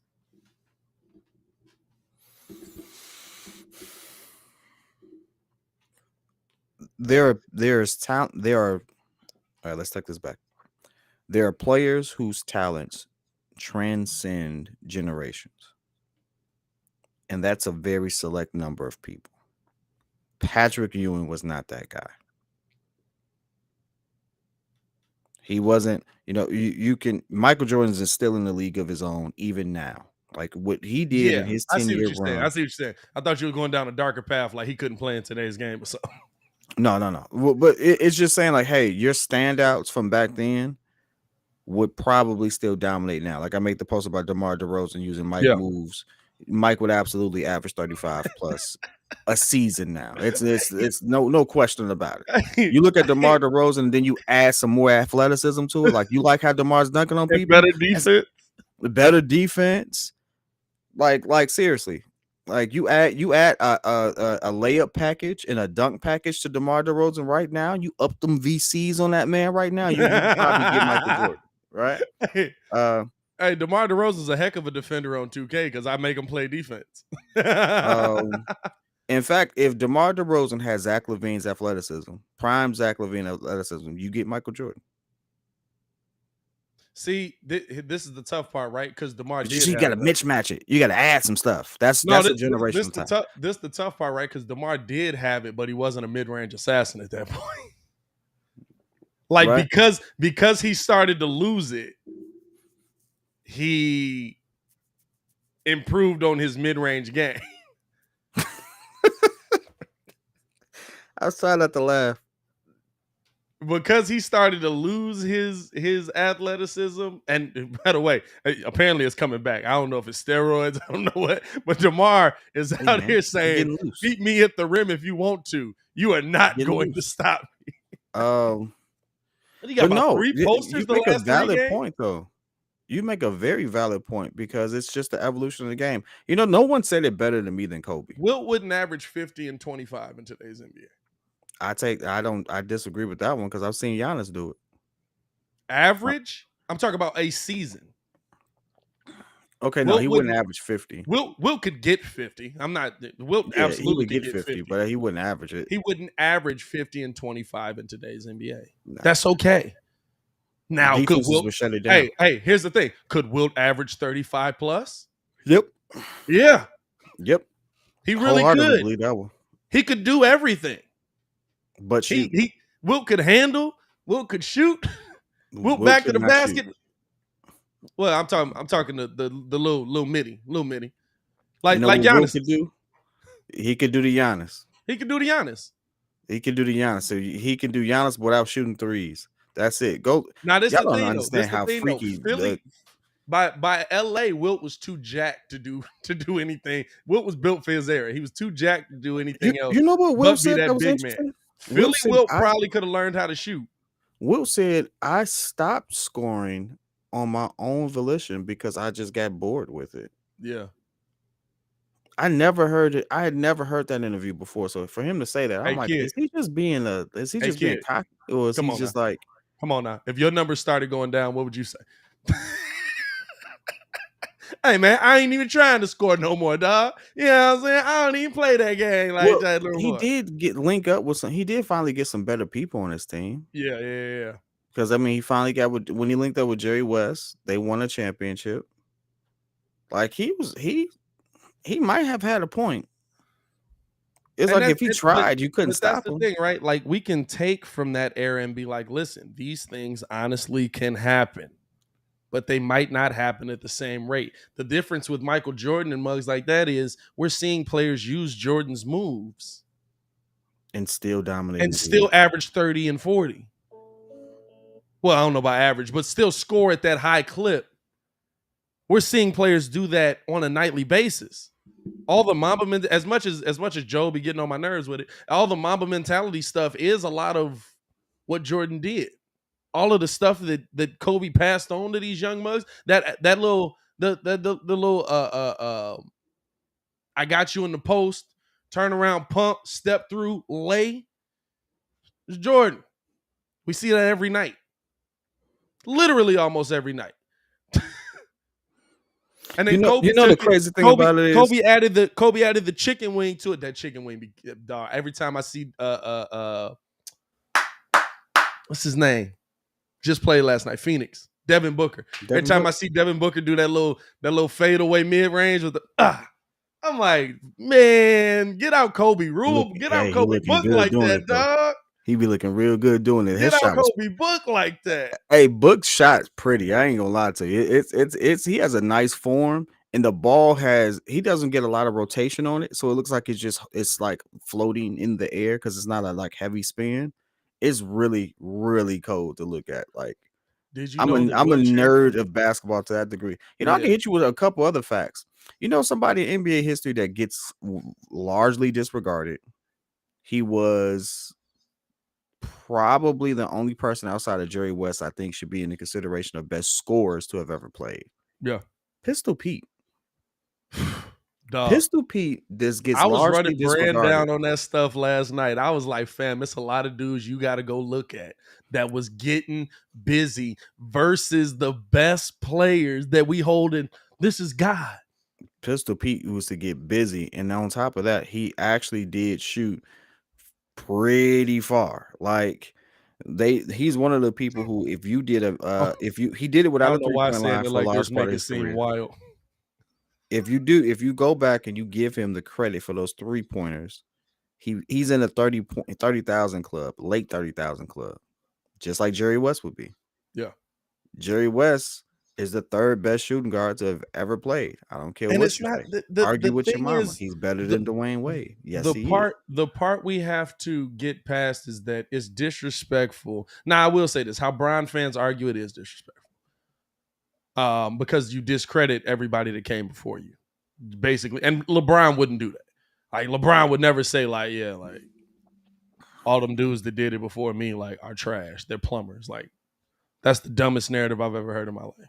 But I feel like every generation feel like they have to hold on to their greats so much. Like, there's no way this era is greater. That's what you want to happen. That's how basketball improved. Now, did basketball take a dip at a moment? Yeah, it did. I think when the first came out, like Stephen Curry and them were the best at it. But I think when everybody was trying to copy what the Golden State Warriors were doing, basketball took a dip because, one, all your stars were on 3 teams, essentially 3-4 teams. And the rest of the league was just kind of trying to figure out how to get back into it. So you really didn't have a lot of competition going into the playoffs. I think the gap was like 8 games between first and second back then. You know what I'm saying? Like it was or second and third. Like there was a drop off, ridiculous. But other than that, I mean, we're talking about an 8-year span. Maybe what we talk about what we giving credit for. When does Curry's era begin? 15, 14? 14 till Curry's era, it starts in 14, ends in 19. It's no longer the Curry era. No, I'm not saying like his dominance era. I'm saying like when are we saying that they played the game like that? Probably 14 till now. Because they changed because they adjusted the rules so that you can't just manipulate the system with free throws. You can't. First time the Warriors made the playoffs with Clay and Steph is when the league changed. Yeah, I think the first time they cracked 50 wins. First time they cracked 50 wins, probably. I'll give you that. Because first time they made the playoffs, they got rolled. Yeah, rolled. Yeah, but the first time they cracked 50 wins, or were close to it, which is crazy, and Mike Jackson still gets fired. Which in hindsight, great firing. Great fire. But great firing, dog. Hey, listen, if he doesn't get fired, it's one of the best firings in this NBA team history. Is not the same. Like Draymond Green is not in the league if they don't fire that man. Wow. Talk about saving legacies right there. Yeah. One of the best firings in NBA history, man.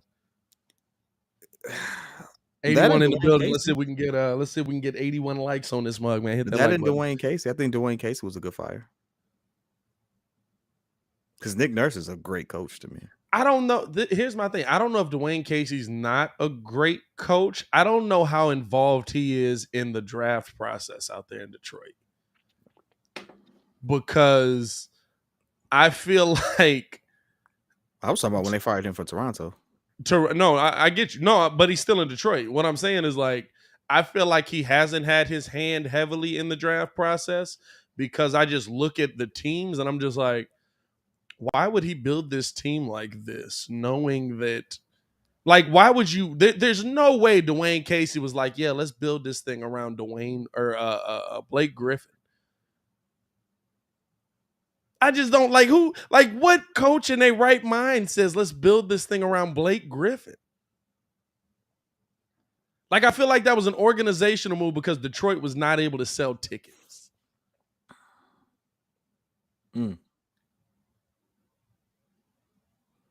Yeah, I agree with that. They That, had to like, get I feel exciting like young talent there. to Yeah. me, Dwayne, first off, get out. It's Detroit. Anyway, where's Don Burr when you need him? Get out. It's Detroit. Second off, there's plenty of teams out there that are looking for, you know what? Dwayne Casey in New Orleans. Give me that. I want that. I want that. Who's in New Orleans right now? I don't know. Is it Alvin Gentry again? I like Alvin I Gentry. like Alvin Gentry, actually. Is it Alvin Gentry down there again? If it's Alvin, then no. I wouldn't switch that because it's almost like that. You know That's what would have same been dude. good? You know what would have been good? If he was coaching Portland instead of Terry Stotts. I don't like Terry Stotts. Terry Stotts to me was not a good coach. Like, he was not a good coach at all. Alvin Gentry is the interim head coach of the Sacramento Kings. How long has he been there? Well, no wonder they're clicking a little better. Yeah, facts, dog.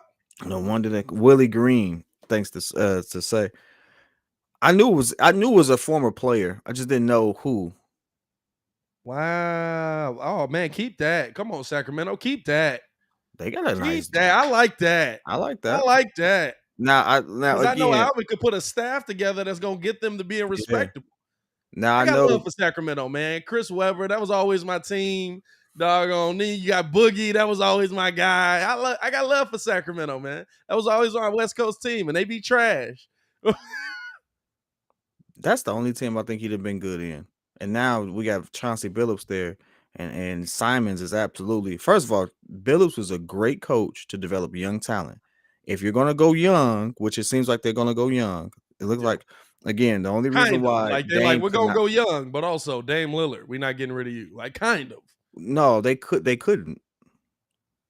They couldn't what? They couldn't trade him Why? because he didn't clear protocol. He has to clear. He's injured. When you have surgery, you can trade an injured player, but he has to clear certain protocols. He had just had surgery. You can't trade that player at that point. I looked it up and it was wild because I was like, "What's the difference?" Well, they And team doctors got to approve it because what's his name had the same thing. He well, hadn't even had surgery yet. What's buddy they traded down with CJ? what are you talking about? The big man that we wanted. His daddy used to play in the 90s. I don't know what you're talking about. He was on Cleveland. Dunk on everybody. For the type of money that they was involved, they couldn't moved trade on, didn't him even help for some reason. And I was looking it up. I was like, why couldn't they trade him? And turns out Bradley Beal and Larry Nance Jr. Shout out to Shaq. Bradley Beal and Dame Lillard fit in the same bubble. You couldn't trade them based off the fact that they had just opted in or just had surgery and they hadn't had certain things and stuff like that. Listen, I'm not the best at that part. Don't get me wrong. I just know that I read several reports that were from credible sources that confirmed it. And I was like, oh, okay. I guess I got to learn this next season because I don't know why that makes sense. So, I'm still trying to figure out how you get a player back that it's so like I'm still trying to figure out how to get a player back that we traded away. Like there's a way to get him back, but he got to be bought out and then clear waivers. And it like basically like you're the bottom of like like I thought if he get bought out, you can just go get him. You can't.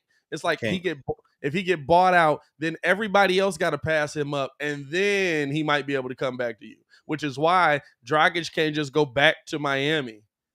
Like other teams are gonna get a shot at him first. But it's weird because it's like, but if he want to go back to Miami, don't he just got to say no to all them other teams? Like he don't have to sign with them. Don't have to sign. That's a dumb stipulation to put in. I don't know exactly how that works. And to be honest with you, I am trying to talk to I'm actually trying to get agents on the line to understand that. Fam, I'm trying to get. I just want to I've been understand it. reaching out to agents. I've been reaching out to old NBA execs, dog. I'm telling y'all, behind the scenes, me and Kid out here working, trying to make this show better, man. And we, but it's like, dog. It'd be like, hey, man, what the heck's going on with this? Like, this makes absolutely. Who wrote this rule? I reached out to. I ain't think about it though. I reached out to the one of the officials that used to be in the NBA because he had a Twitter thing, but I think he got caught up on a scandal, so he probably not doing too many shows. I think he got caught up on a little gambling ring. You dig? Oh, Like a Hidden Gems. You dig? Wasn't that the name of the movie with Adam Sandler? Uncut Gems. Uncut Gems. Uncut Gems. You dig? I think he got caught up on one of them, so he probably not doing too many live shows. Because I ain't gonna lie to you, once I found that out, I was like, well, I know what the first question is. Did you do it? Click. What? Hey. Only you. Only me. Only you. With you in the room, it's only me.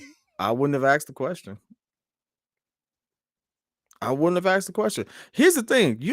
All right, listen. I know it's petty Casanova. I get it, right? Trust me, I do. The man that would walk in the room and be like, hey, Billy, why'd you suck today? I would only do that if I have a relationship with Billy. I'm gonna be honest with you. The first thing I'm gonna say to any of these players, because I hate this on the post game when they be asked all these questions. No one really. I remember that. What? Derek Fisher got bought out and re-signed right back with the Lakers. I remember that because they traded him to. Talk about me being in the chat. I put the comment on the screen. Whatever. You got control over here too. Whatever. I thought you saw the comment. You stopped to read it. What you said, ooh, and I'm like, why is he oohing? No, I remember that. I remember D Fish was like, he was I don't remember that. They trade. I'm trying to remember who they traded him to. It wasn't the OKC because that was at the end. They literally traded him, but they didn't want him. So the Lakers got a player. The team that traded him was cutting him for money, and then the Lakers just re-signed him.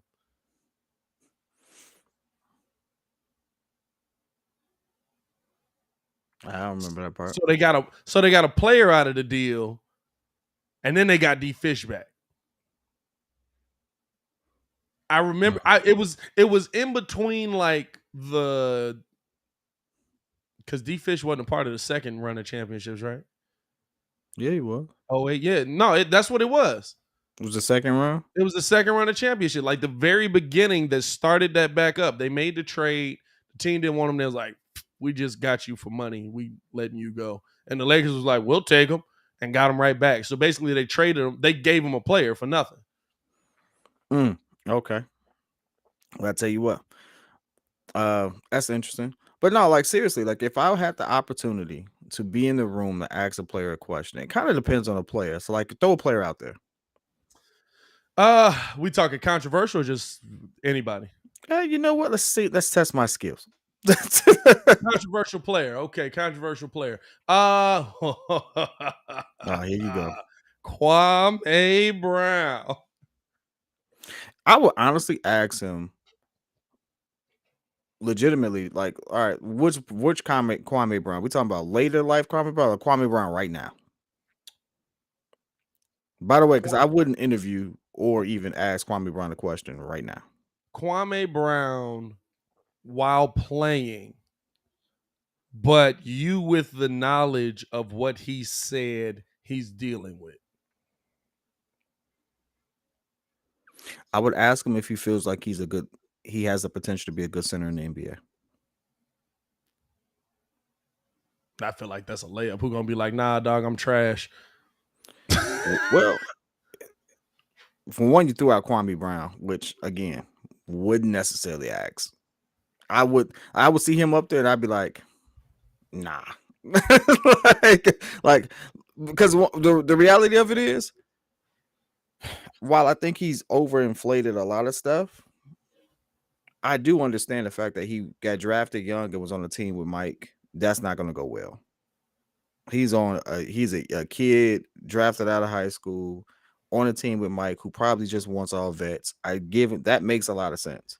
his, You're not gonna get that. Then he gets to Kobe, who was like, "Hey, this just got blown up. I just had Shaq. You need to be better." You know, yeah. like I can see that being a mental mind screw for a younger player. And not everyone's built like Kobe Bryant, who didn't care coming into the league shooting air balls. Like, I'm absolutely gonna Here's be the Will Smith of the NBA. Like, nobody thinks about that. here's why I have a problem with it, right? Because, and we can say that, oh, it's poor mental health, it's bad for men, it's blah blah blah, whatever you want to say. It probably is true. I've heard Stacey King You talk said about. you gonna I've heard bash me Stacey into this. King talk about coming into the NBA, and he said the first day he was trying out for the Bulls during the draft, Phil Jackson was coming up there and working him out. He didn't know Phil's the head coach at this point. Phil looked like he had just got the job. It's pre-social media, so it's not like this dude's the Bulls head coach. Shh. Yeah. Coming from Oklahoma, I don't know who the heck this dude is. So he says Phil's giving him, he thinking he going through a regular workout. He said Phil giving him the bow. Phil plays center in the NBA. He ain't a small dude. He's like, what the heck? So he said, all right, let it go a little bit. He start going for his move again.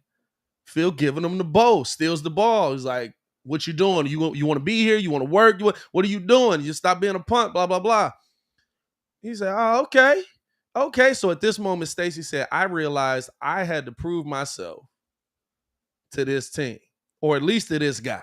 I don't care if they don't draft me at this point. You're not going to treat me like a child.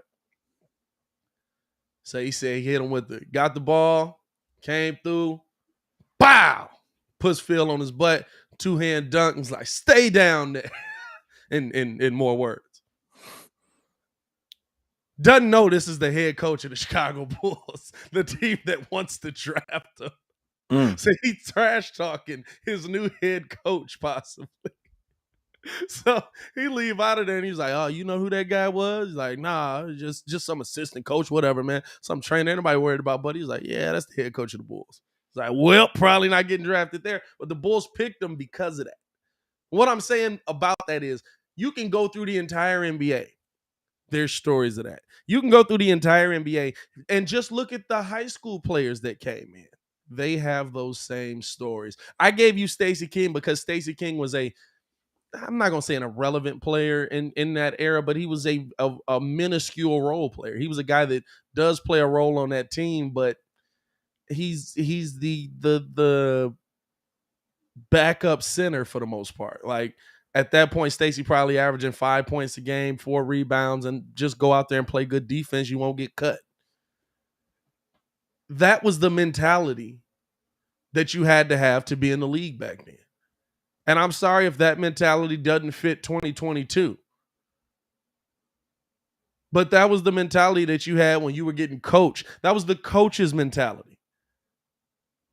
The coach is out there beating up on some young kid. And at this point, Stacey King's what? He probably played 4 years at Oklahoma, 21. If you tell me that the mindset when you were 19 and the mindset when you were 21 was that vastly different from most, I'd call cap.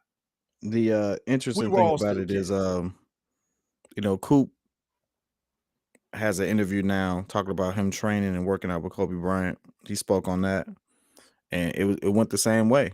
He said it was one of the best workouts he had ever had, and Kobe worked him out, and Kobe sized him up from day one. Kobe was 17 when he did that, right?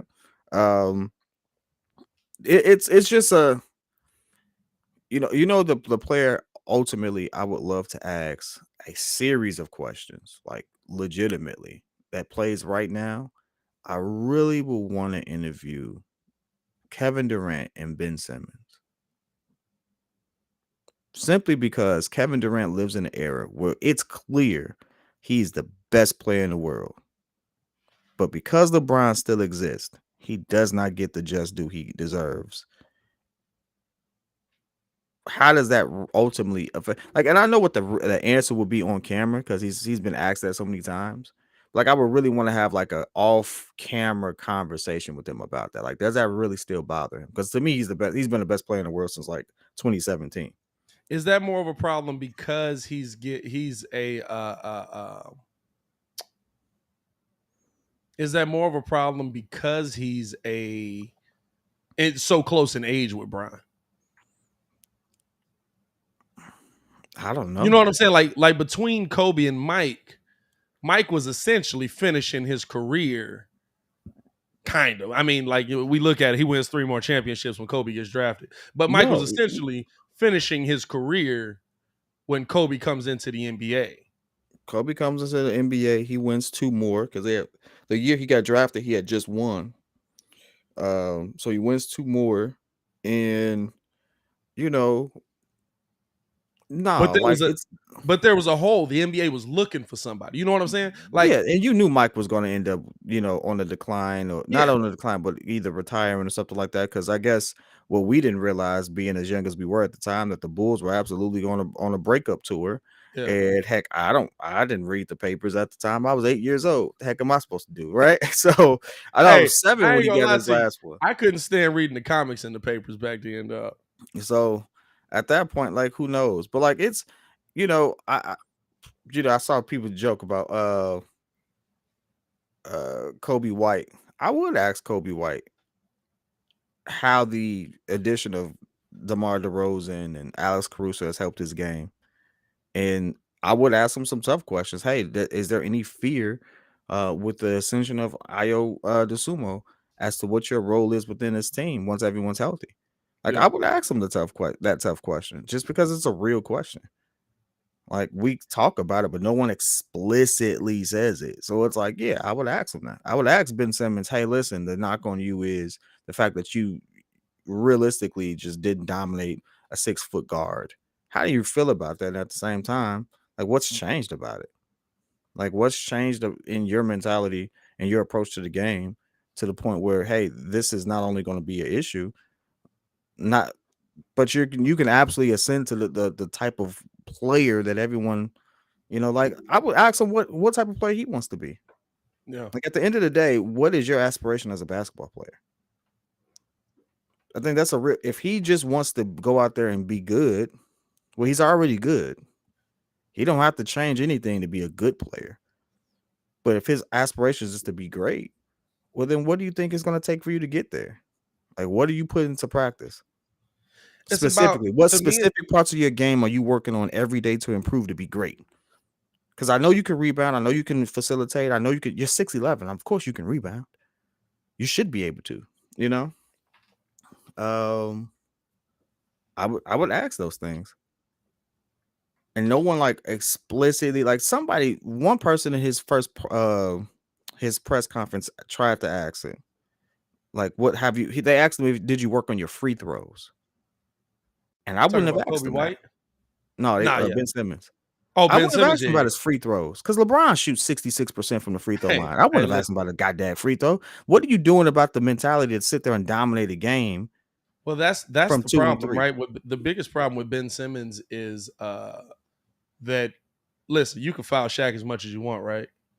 The you're not gonna stop Shaq from getting 35. Your whole team will foul out. That was the difference. You know, the hack a Shaq works if a player can't score. Hack a Shaq works if a player doesn't do anything else offensively on the court. Hack a Shaq really don't work for Shaq. Now, Shaq It worked says at a that time. It worked at at a the time. at the end of It worked for kind one of like season. at the end, yeah, at the end of his Lakers tenure, I think it started to work a little bit more because Shaq was I don't know, Shaq was just heavier. I don't know what you want to say about it. Just getting older. You know what I'm saying? Just getting older. Yeah. And so there were a lot of games where they absolutely had to pull him out of the game towards the end the games that he needed to be in, but they couldn't have him in there because it was the Hacker Shack. I'm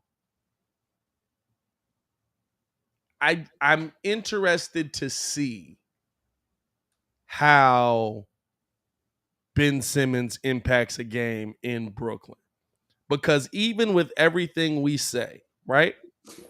Facts, Marv. It depends on the score of the game. Even with everything we say, even I think he's going to play well there. I think that, like, listen, here's the thing, right? At a minimum, he's gonna get his assist numbers. I could get his assist numbers on that team. What's your game plan? Give it to KD. I got an assist. You listen. They put Ben Simmons on a team full of shooters. Hey, KD's covered. Give it to Kyrie. Oh, I got an assist. And no one. I'm glad you mentioned Kyrie's name. No one gives Kyrie credit for the simple fact that he played off ball to let James Harden run point. I think Kyrie's better off ball. But he didn't fight for it. He said, "Hey, when they did play together, and they had those 13 games together, James played point." And he played off. It was only 16 games. Listen. It was one of the best 16 games you've ever saw. I can't give you credit on something that you did for a week. Well, it's a simple fact that he was willing to, and he still got his money. He was still doing what Kyrie does off ball. So what's the point here? The point is Ben Simmons is in a perfect situation for Ben Simmons. Yeah. He's a rebounding point guard who has a bunch of shooters around him. A healthy Brooklyn features 4 top 10 shooters from 3. Kevin Durant, Joe Harris, Seth Curry. I think Kyrie, when fully active, is a top 10 3-point shooter. Half man, half a season. Half man, half a season.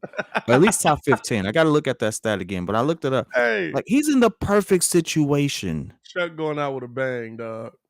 I love it. It's his last 2 years. Ride that. Chuck is going out with a bang, man.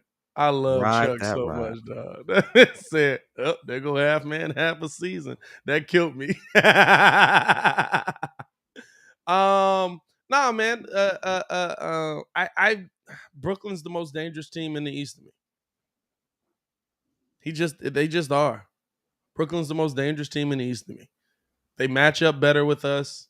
They like. I'm sorry, feel like when I dived into Philly's numbers, I said the scariest thing about Philly is Joel Embiid. We can't negate Joel Embiid. I think the Bulls have good enough defenders to negate James Harden. We saw last night when Joel Embiid is doing it on his own. Scariest thing about them is Tobias Harris. Okay. You're as strong as your weakest link. If Tobias Harris shows up and even puts up Chris Middleton numbers, this is a long day. That's a long day. Defensively, fully. It's not the name that's going to be like, oh, Tobias Harris. Well, no, like, it's just Tobias Harris averaging healthy. 20. Fully Yeah, healthy. I think the Bulls got good enough defense to deal with Tobias Harris. The one player you can't. There's no way we stopping Joel Embiid. There's nobody in the NBA that can. Joel Embiid, even last night, Joel was off a little bit. Joel's still a freak of nature. Like, you're just watching him on the floor, and you're just like, man, he's really better than anybody that's on this floor. But the biggest thing that I'm looking at is with that team, you saw last night in a playoff situation that could be very real. James Harden not on the floor. That team is not good. And we've seen in playoffs, James Harden have injuries that have absolutely kept him off the floor. This hamstring injury is not a new injury. This hamstring injury has been the same kind of hamstring injuries that have been bothering him since Houston. I don't know if I can say that, dog, because he was out of the playoffs last year with a hamstring. No, I hear what you're saying as far as, but you said the team isn't good. The team has been rolling. Realistically, all right, let's call a spade a spade. Well, they played 3 games. I think they've played 2 games since the deadline. So, of course, we got 1 game to go off of and 1 game where they get. But James Harden hasn't played either. James Harden hasn't played neither one of them. So, but here's the point here. When you really look at what the Sixers gave up to get James Harden, they gave up their future, and they flipped out a bench center. They really just gave up as far as their starting lineup, Seth Curry. No, I'm not talking about that. But a big part of what the Sixers did. Remember, let me finish the point. Oh, go ahead. Because they gave up Seth Curry in their starting unit, Nothing else really changed for them. And so depending on what version of Harden you get, you're not going to get ball dominant Harden because he doesn't have to be ball dominant Harden. He doesn't have to be Houston Harden. But if he can be the Harden that we got in those 16 best games on the Nets, yeah, you got a better shooter, a better playmaker in James Harden. You have an equal shooter and a better playmaker in James Harden. You still kept your young point guard. You still kept your wing guy, who's also a pretty decent defender, and you kept your center. They really didn't give up a whole lot for me to say that they're not good when he's not on the floor because they were winning. They were winning without James Harden. They were winning with Seth Curry in that starting unit. So they kept all the pieces. They just flipped out that one in the starting unit. Here's what you gave up, though. Remember when we watched Philly, and I've watched a bunch of Philly games this year. It's been the same all season. Last night was the first game I didn't see. And it could be just because they got blown out. There would be stretches of not actual time on the court, but time in real life time span where it would be 15, 20 minutes in between seeing Joel Embiid. Last night, I didn't see that because you looked on the court and he was just going. Now, his minutes are down because at a certain point, they absolutely started getting blown. They started getting rolled early in the second match. I was talking about, I was watching that game. Fam, I think that game started off with an 11-0 run before they got their first bucket. But that time where Joel Embiid's able to sit, rest, relax, chill, and then come back in the game and do what he does, that's crucial. That's crucial. Being able to have that bench depth to give those guys a break, that's still crucial. And I think losing that, you lost your best piece. Because what's the biggest knock on Joel Embiid? We don't want to play him too much because he might get hurt.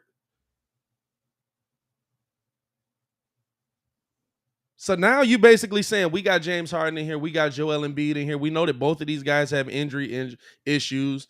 We know that the bench is more depleted than it was, but we're going to try and get this rookie in there and see if we can get good minutes out of them. When the rookie came in, it was like, oh, that does not, or not rookie. What's his name? Paul Reed. He's not a rookie. When we get the young guy on their bench. Like, let's be real. Who did they lose on their bench? Like, look at the trade and look at what the lineup was. The reason it's an even trade is because they didn't lose anyone on their bench. The major piece of that trade was Ben Simmons, who was never on the floor this season. No, Ben Simmons ain't a factor. So he's not a factor, but he's not a factor on. He's not a factor on Philly, I should say. He's not a factor on Philly. But he was a focal point of that trade, right? That's what makes the trade interesting because of the potential of Ben Simmons. But in all actuality, let's just they lost Drummond. But that's it. They lost Drummond. Now, still, major piece. Don't get me wrong. Major piece from a rebounding perspective, but he ain't giving you buckets. He wasn't giving you buckets. I'm not looking. It's the quality. They didn't lose much of their roster at all. They lost Andre Drummond and Seth Curry and 2 future first-round draft picks. You gave up future. You gave up future. They didn't lose anything here. So, like, the issue that we're pointing out now technically should be the issue they've always had. They just lost a bad game. Well, I think you end up, and I'm not even putting it on that game. I think that the time that Joel was able to rest was so valuable. I mean, we've gone straight. There's been stretches on the floor. Why can't he do it now? Who you gonna put in that can keep that momentum going like that? Well, now that you have a dynamic, here's the thing: Drummond James Harden that takes up that. Drummond, from a scoring perspective, did not give you the same production Joel Embiid is going to give you or anything close. What Drummond did give you was the offensive rebounds for your bench pieces that miss shots to keep going. Or if Seth Curry's in the game running the show, which they did a lot down there, where Seth would come in, he would stay in with the second unit and kind of run that unit. He would come in, he's putting up shots, that second unit's putting up shots, and they're getting second chance opportunities. That's all time that Joel Embiid gets to sit on the floor so that in the fourth quarter, guess what? Now we unleash the beast. Now you hope the beast can keep it going for a full game because he's absolutely going to be out there. The minutes going to go up. You're going to see that man out there and especially toward the end of this season trying to get into a better seeding spot, I think, because I think Philly's going to try to get a little bit higher to avoid some of those other teams. Avoid a Cleveland, because I think that's the team that match up best with them, honestly. I don't know. And it's a lot to be seen. You know what I'm saying? It's going to be interesting to see. But I look at Philly as, while yes, they only gave up Andre Drummond, you gave up a starting center for you that was giving you 20 plus minutes a game. I seen Cornelius Smith say this name sometimes. Yes, I think we gonna get into it. Moses Brown. Moses Brown would be a good pickup. I like Moses Brown. Cornelius is absolutely, he's been consistent. My man reworded the same statement 15 times. Hey, listen. I'm gonna tell you this right now. Not gonna help against James or Joel Embiid. Hey, oh no, he better against Joel Embiid. Not gonna help against Joel Embiid. That's clean barbecue chicken right there. Hey, listen. Hey, just the bone is left, dog. But what I will say is, I don't know. I'm really intrigued, but I really feel like Philly hurt themselves. I feel like Philly gave up the one piece that was the piece that I looked at and I was like, yeah, there's not, your big man never gets a break on the other team. When you go from Embiid to Drummond, your big man never gets a break. When I go from Embiid to Reed, all right, I get a little break. Or you put Paul Millsap out there. Please put 37-year-old Paul Millsap out there for defense. You know what I'm saying? Like, I don't. It's going to be interesting. I think they just go small ball when Embiid is out because realistically, that's the only thing. Probably be your best option. That's the benefit of having James Harden that we just really didn't get to see. James Harden can run a floor without Joel Embiid on the floor because then it becomes his show. That's true. And that's what you need. So that's why I'm not too worried about it. I worry about what happens if Joel Embiid gets injured because now you have no one to get boards on the same caliber of Joel Embiid. Andre Drummond could get you double-digit boards. He absolutely could. With all that said, I see why it's considered a fairly even trade. I think that Philly is going to be in an interesting spot. There's enough role players on that team to fit James Harden's style if he can acquiesce to Joel Embiid. If he can acquiesce to Joel Embiid or they can coexist in a very healthy way, then that team is dangerous. But if it's going to be the same James Harden who's coming in like, I'm James Harden, this is my team, but James Harden is not your team. You're not. No, this is not your team. Yeah. This is the big man's team. And if he goes in there understanding that, it's going to be a long season, long couple years for the league. Because that's the only thing missing right there. So it's one of those things where I'm not gonna lie to you. They gave up so much for the sake of Daryl Morey's reputation. I hope it works. You know what? They didn't give up a whole lot. You know what the Nets did? The Nets said, hey, listen, we gave up a lot to get him. You have to match what we gave up. You think about what the Nets gave up to get him? Yeah, the Nets but that gave up picks. Karis LeVert, Jared Allen somehow got shipped in that. They gave up 3. They gave up 5 people. They was just giving up stuff to give it up. They had to make the money work, thinking they was going to re-sign James, and then absolutely did not. So they had to get something in return. I think this was the best return. Like for them, this was the best failed experiment you've ever seen in NBA history. The best failed experiment because the Nets came out on equal footing or ahead for something that didn't work out for them. And I'm on record saying I do not like James Harden on the Nets. When the trade went through, I was like, they gave up way too much. I don't like it. I never liked it. First of all, I'm not a James Harden fan. I don't hate the guy. I don't have anything against his game. He just don't strike me as a winner. Definitely something I would say to his face as well. I don't know what it is, bro. But you didn't get it done with CP3. He makes everyone better. Man, that's I'm why. sorry. I can't Here's do the it. thing. Here's the I thing. can't do it. That's why I don't understand the. Have you the latest rumor is that they gonna fire Doc and bring in D'Antoni. You watched this not work. Why? You watched it not work. Why? But I will say this: firing Doc is probably the best thing for Philly. It's probably the best thing for Philly. Doc is on the list of top 15 coaches, but he's definitely going down the George Karl road because there's a lot of players that don't like Doc either. There's a lot of players that don't like Doc. No adjust. They say he don't adjust. His team that won. I do agree with that. We've heard that a lot. His team that won the Boogie Cousins yelled it to him in the game. What game was that? Who was he playing? They was playing against Doc. He be calling everybody out. That was it. That's why don't nobody like you. Non-adjusting mother. Hey, he said it during the game. I remember I heard it clear as day. I was like, dang. I don't know what it is about Doc. Doc. Hey, even last Doc's night, claim to fame is to steal the Celtics, and it worked because you had people who were at the end of their peak trying to get it done before their time passed them by.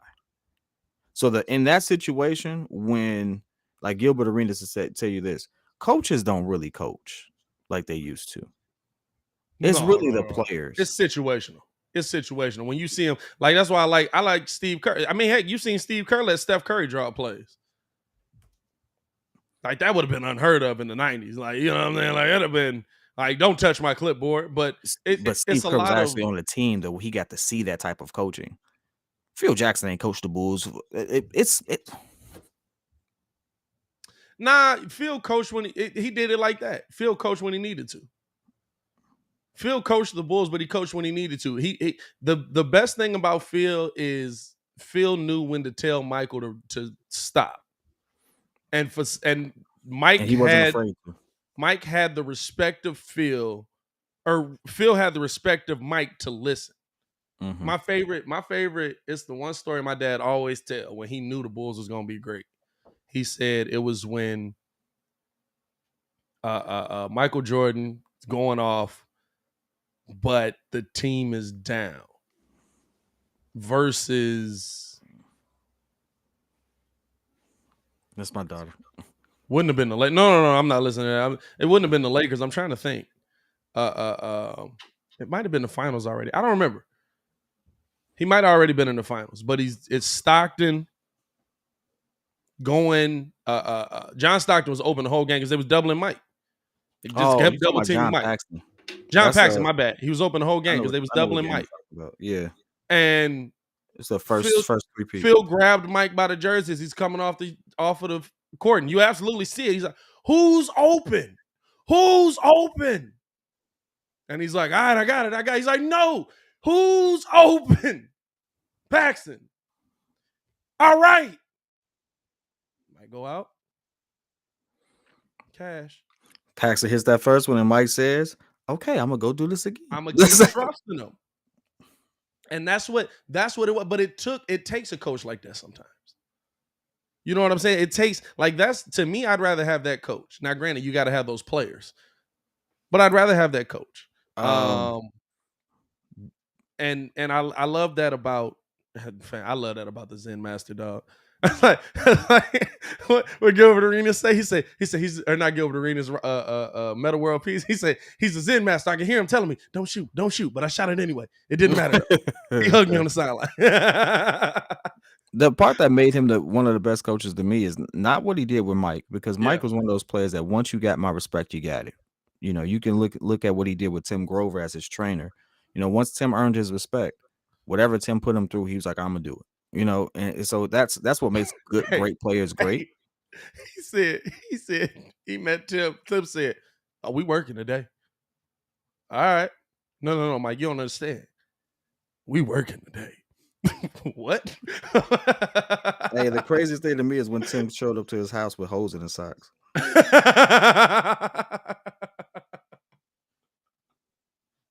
No, that man was different, my boy. That mess is hilarious, dog.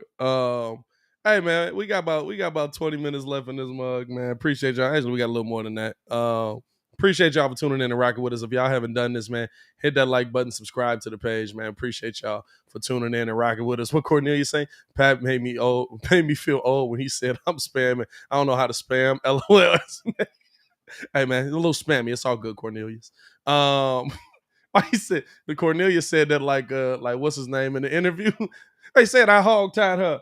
I don't know how to hog tie people. Why would I hog tie her? Oh man, hey, let's get into this, dog, because we do got the Bulls over here, man. This is a Bulls channel. I feel like we talked about James Harden all day. Players who cleared waivers. Stacey, a wild boy. Players who cleared waivers yesterday.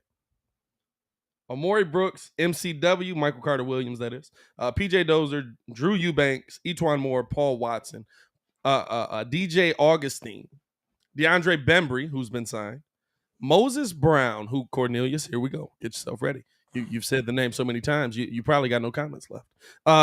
He's got comments left. Come on now. Can we do never mind. That's never mind.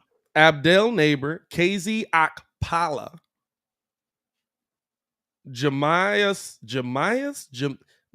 I'm trying my best out here. Jemias Ramsey and Robert Woodward.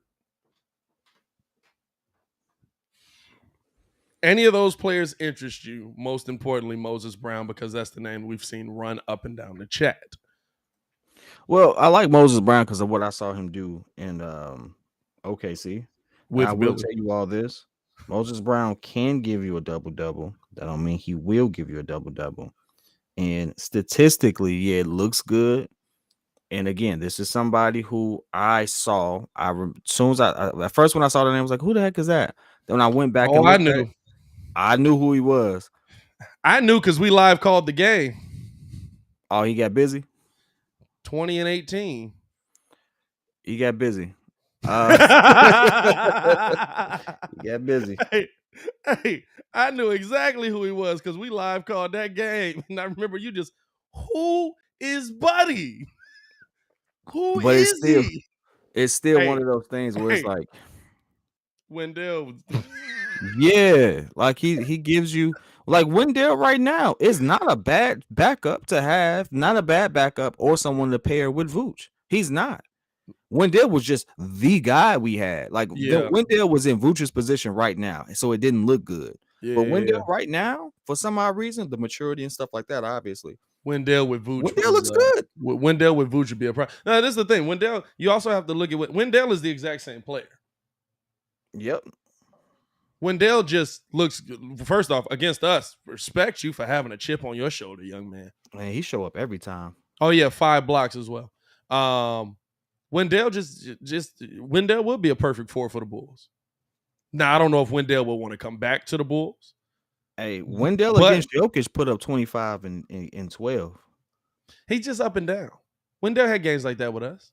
He's a very up and down player. And we would be like, listen, I give you credit. When you're playing well, you're playing well. When you're being aggressive, you're playing well. The problem is we don't see that enough. Hey, the crazy thing is, all right, everybody, Pat included, look up Wendell Carter's last 10 games. He finally getting busy? When he's not getting busy, what's the one thing you see? I mean, hey, 25 and 12 is great. 14-11 is pretty good. But when its numbers are down, what's the one thing you see? Time on the floor is down. Less minutes. So when he's getting the opportunity now, and he's shooting pretty decently, like against Dallas, he went 5 of 10. Well, but he went 50%, went 14 and 14. Yeah, here's the thing that you got to ask too. When you look at it though, is he getting less minutes because the same problem he had here? When Wendell starts getting beat, mentally gets out of his game. That's, you know what? It's a really good point. Is that the drop off? You know what I'm saying? I'm not watching Orlando games. I don't know. But what I say is look at the set. Now listen, of course, Wendell next to Vooch would be freaky. Of course it would, because Wendell's just got to be the 15-point game guy, 15 points a game guy, Out and of 11 all the rebounds. young people, And guess what? Next to Vooch, he can absolutely be the 25-point a game guy more consistently because we're asking him to do less. But hey, listen, I would rather. One person I wouldn't have traded, to be honest with you. Huh? He was the one person I wouldn't have traded. Nah, you'd have traded him. You'd have traded him at that time, dog. Listen. I've been going back through the clips. you would have traded him at that time. When I first started live calling the games, Wendell looked horrible. But you know what I did see at times? I saw spurts that told me that he could be a good big man. Yeah, no, and I think we all more saw than that. Listen, than I said Daniel Gafford. I said when the Bulls traded him, I said Wendell's gonna have probably a 10 to 15 year career. He's gonna be in the NBA. He's big. He can rebound, and some games he can give you 25. Some games he's gonna give you 10. The biggest problem with Wendell was, one, we took him at 7. He's not that highly rated of a player. Same problem we got with all of them. Kobe White's at 7. It's too high. Larry Markkanen's at 7. That's too high. There's dudes that went after them that are much better players. And that's on Garpax for the miss on that one. But the one thing that I'll say is that I need to know if it's kind of that same thing.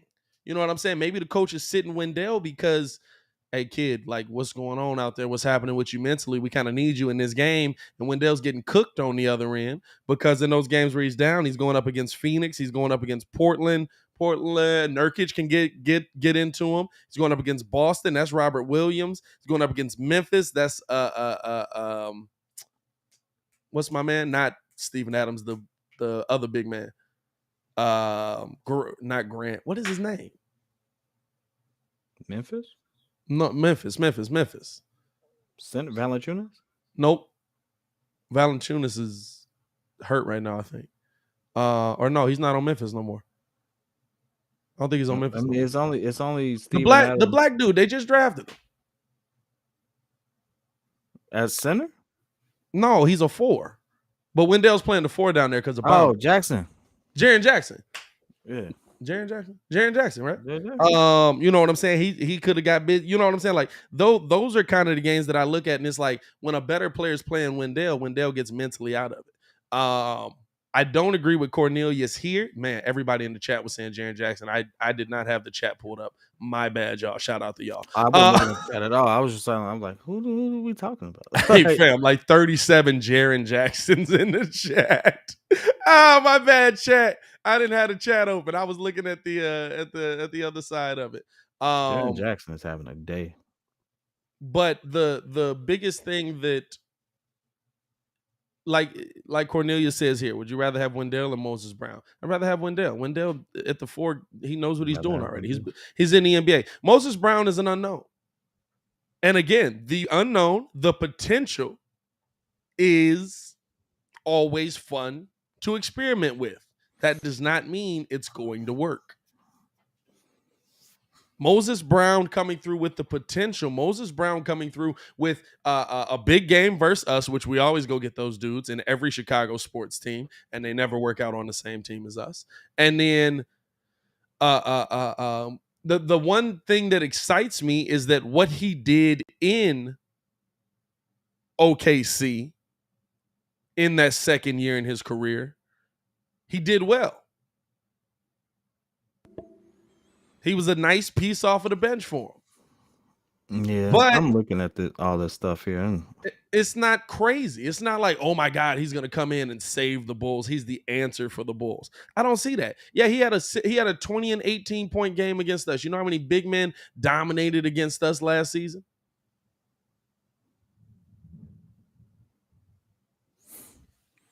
It was a common theme to the point we were like, man, why can't we get him in the paint? Why can't we stop anybody? And I get it. Listen, hey, I love the intangibles of my man. 7'2", 250, you can't teach that. Who else? What do Who you else look is like? in the buyout? You said what? Who else did you have for the buyout market? Who just You didn't cleared? even know half these names I said. Amari Brooks, Michael Carter Williams, we know him. Weirdest rookie of the year ever. PJ Dozier, Drew Eubanks, Etwan Moore, Paul Watson, DJ Augustine, DeAndre Bembry, who's already been signed. I believe the Bucks got him. Abdul Nader, KZ Akpala, Jemiah Ramsey, Robert Woodard II. And out of the best of them, listen, here's the thing. Out of the DeAndre best of Jordan. them, huh? DeAndre Jordan. Has DeAndre been bought out already? He's in the buyout market. He just wasn't on this list of names that got bought out. I don't know if he's agreed to the deal yet or not. This was from the 14th. What list you got? These are just the players that cleared yesterday. So these were all the players that cleared the buyout market yesterday. I wouldn't mind Moses Brown. Out of that list, he's the best of the bunch. 7'2", 250, 22 years old. Okay. Crazy potential. Let's relax. We haven't seen him do anything. I get he doesn't get minutes. When he does get Potential minutes, only he was goes so far in your win now situation. well, and even when he does get minutes, and if I'm not mistaken, But why ain't didn't he get Moses minutes Brown the in dude? Dallas? Huh? Why didn't he get enough minutes in Dallas? I don't want Tristan Thompson. It's a reason why his name don't come up. I don't have faith in him. I don't like what he brings. I think if you want to talk about distractions, Tristan Thompson to me is a distraction. Fam, my man's played in 9 games. That's it. He got 3 minutes a game. He didn't get an opportunity. I'll say this: when he's got an opportunity, he shot at 54%. Now on 6 shots, he shot at 54%. He's averaged about 9 points a game and 9 rebounds. Dallas when he had got 3 ticked, guys in front of him. What 3 guys did they have? Kristaps, Boban, and him. No, there's one more big man down there. Kristaps, Boban. No, who am I forgetting? There's one more big man. Powell. And Dwight Powell. Yeah. Oh, he said it right there. So I like it. I like the potential of it. He's playing in OKC. OKC legitimately kept the exact same system Billy's running right now. So I'm not mad at it. But what are we looking for him to come here and do? Are we looking for him? See, here's your problem, right? This is what I don't think people understand. Oh, I didn't even think about Cleaver. That's right. Yeah, he had a lot of people in front of him. Here's the problem I think people don't understand. I love Javonte Green. I don't want him to be my power forward. So whoever you're not you're much going of a basketball to get, fan if you think Javonte Green at power forward is going to be winning championship basketball. Like, you know what I'm saying? So this is my thing. Looks Whoever good you when he's want going to for go that get, putback dunk that he never gets. What you mean? Javonte be getting that putback? Okay, yeah, he looked like he gonna die on every landing of it too. The He most do be looking like reckless he gonna player die ever. sometime. Like, He hey, do be looking listen, like he gonna die sometimes. y'all can get excited about it if you want to. I don't. I'd be like, this dude's gonna hurt somebody or Hey, himself. no, you know what it is? He only knows how to do that. Javonte is absolutely gonna be one of them players in 10 years. We're gonna be like, man, Javonte Green, one of the best 3-point shooters in the NBA, because the athleticism gonna start to leave him. And that man just gonna start putting up shots in the gym. If Marcus Smart without an IQ and elite defensive was a person with a jump package, that's what he reminds me of. Just an aggressive person that's looked to put one on your head. That's it. And it's cool. It's exciting. I love the hustle. Like, he brings you that blue collar grit, but it's like his defense is impactful. But it's like, nah, fam, it don't move me much. Well, here's the thing. I love it I off just of the trashed bench. him, but like, I love it. You are kind of trashing him. I don't mean to trash him, but it's like I don't see. I love it. No, first of all, I think he's gonna end up rolling an ankle just the way he lands so awkwardly every single time. Like, dog, relax. You gotta calm down.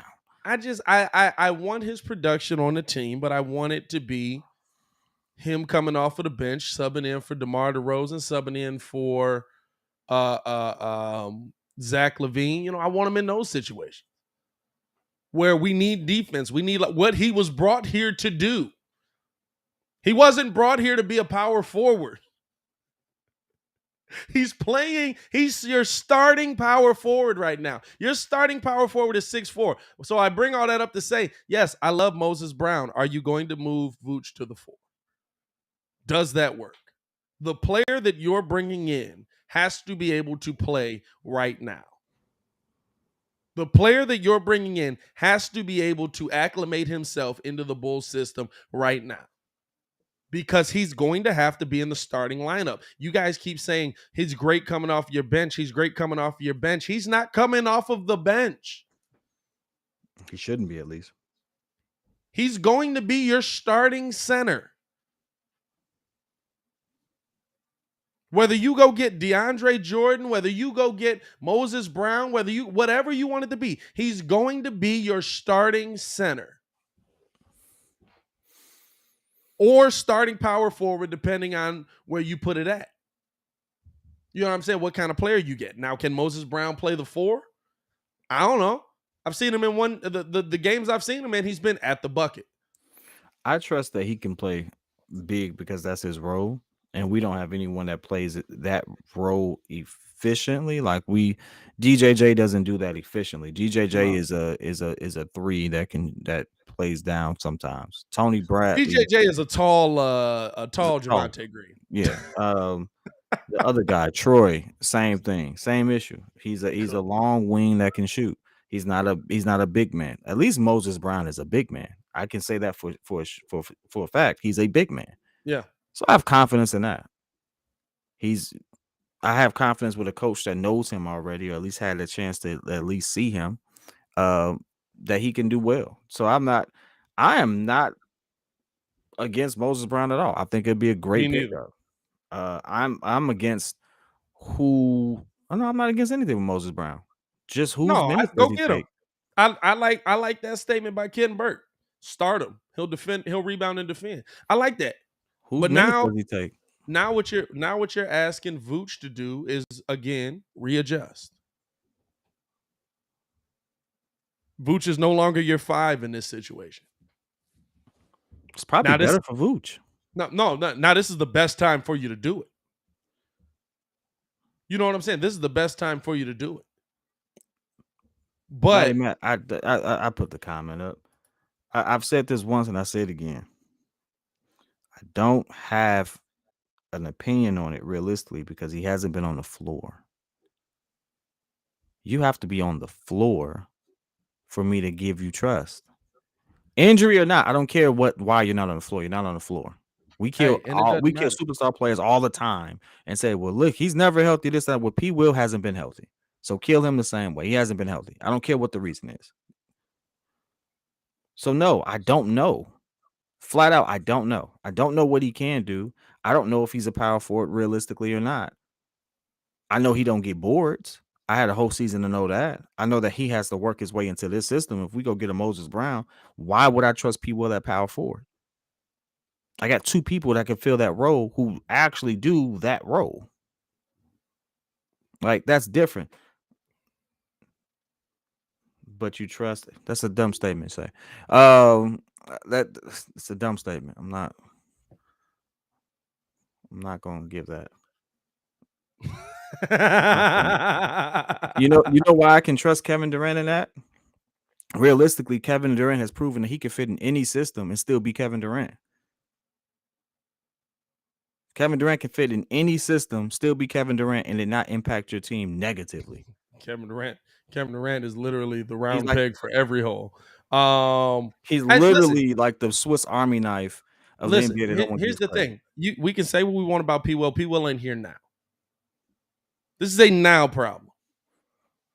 Your power forward is 6'4" now. Tonight, your starting power forward, if he plays, is going to be 6'4". That's a now problem. P. Will is not back probably till middle of March, more than likely closer towards the end of March. I'm gonna be honest with you. I don't have faith in him sticking Like, do y'all realize who he would be sticking at the 4 on a consistent basis? Like, we talked about him sticking Giannis, that he had a great game. Cool. Sticking Bron. LeBron's not a 4. He's just a big dude. He's not a 4. No, he'd be guarding AD. I don't want to see P. Will on AD. I mean, we wouldn't. Hey, no. What I'm saying, they're not gonna make it that far. At the same time, Look. You went the wrong way. I'm not worried about LeBron seeing LeBron in the finals at all. And if they do, is he gonna be street clothes AD? You know what I'm saying? Hey, look, I'm not worried about that at all. You know what I'm saying? But P. Will is not a factor right now. I hate to tell y'all. Listen, this is the thing, right? For anybody that's been on a team, this is how a team works. When you're hurt, you don't help us. So you're not a part of it.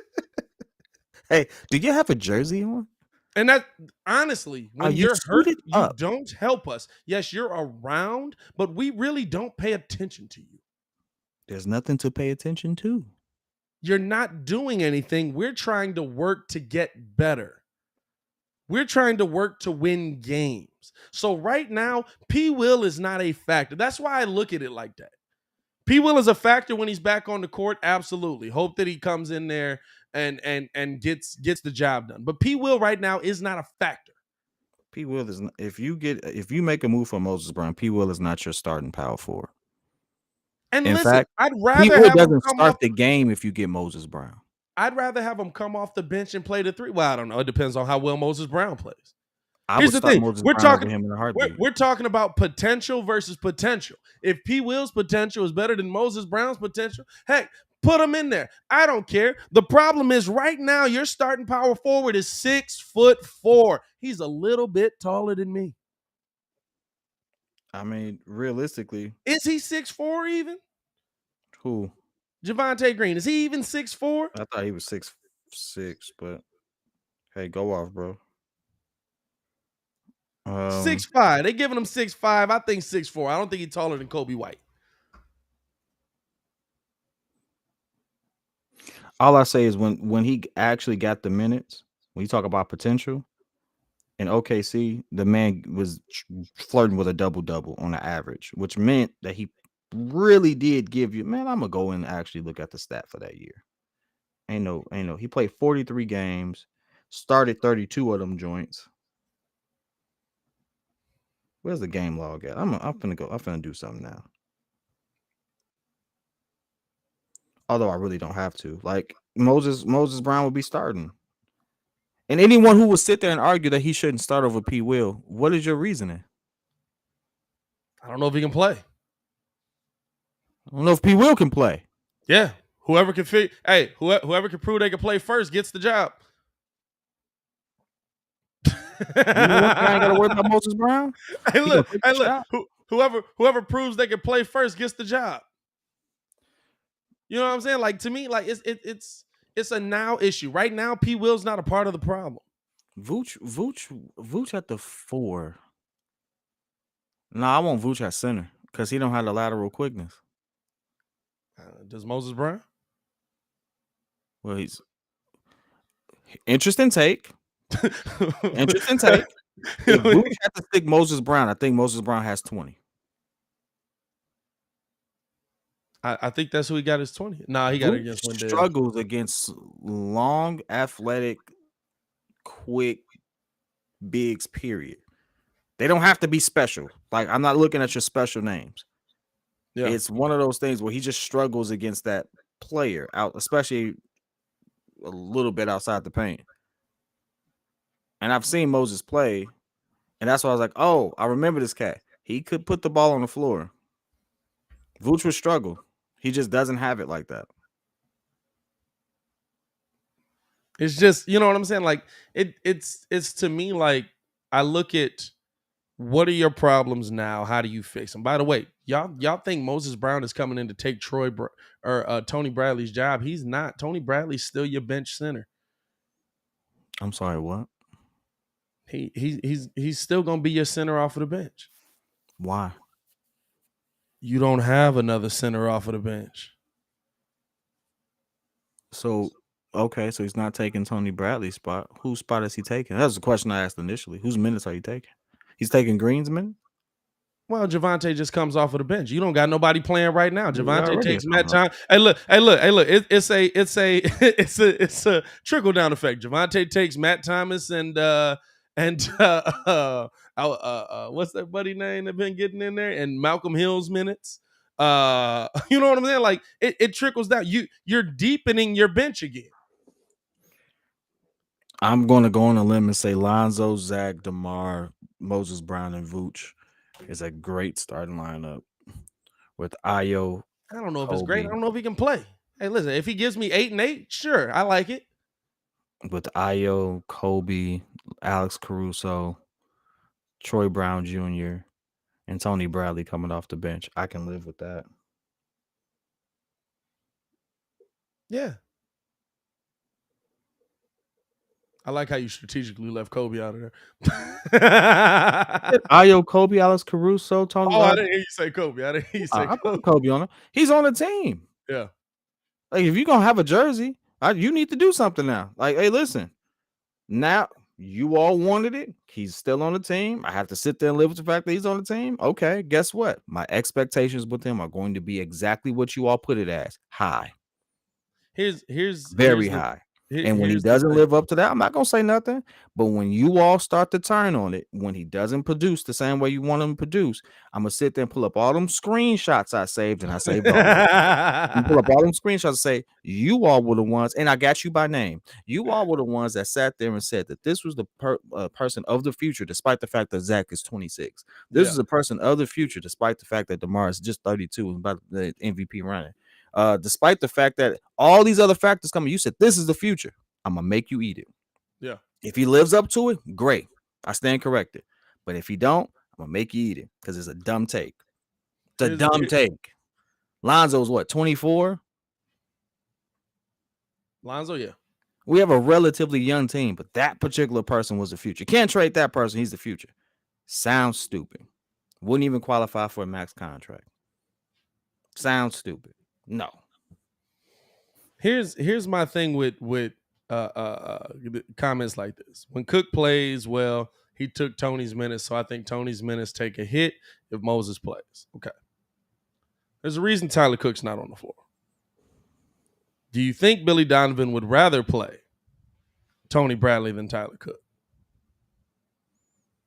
The reason Tyler Cook is not on the floor is because Tyler Cook is still 6'7".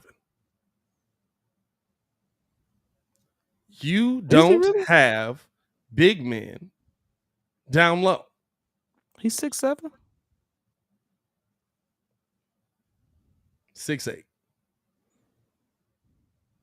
You don't have big men down low.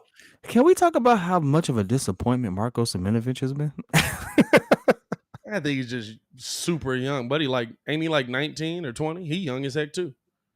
They threw that mug Kobe clean White in the just G made League. 22. Huh? Kobe White just turned 22. Yeah, it took him a few years. Hey, look, you still don't like him.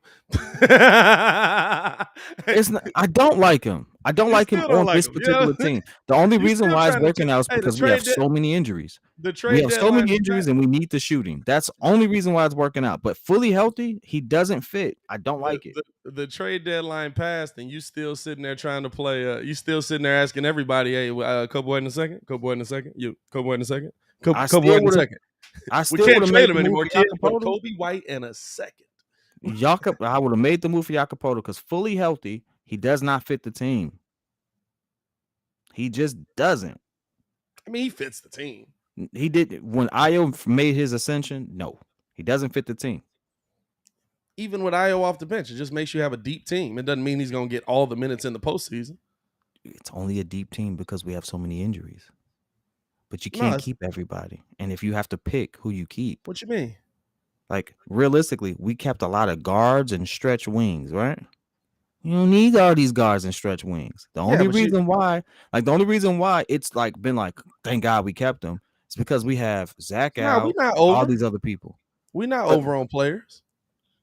We got rid of the players we had to get rid of. No, you're not understanding. We're not over on players, but we don't have the right pieces.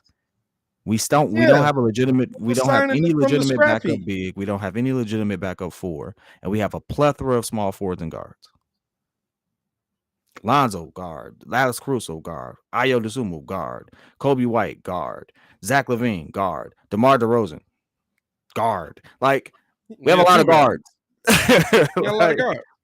We have a ton of guards.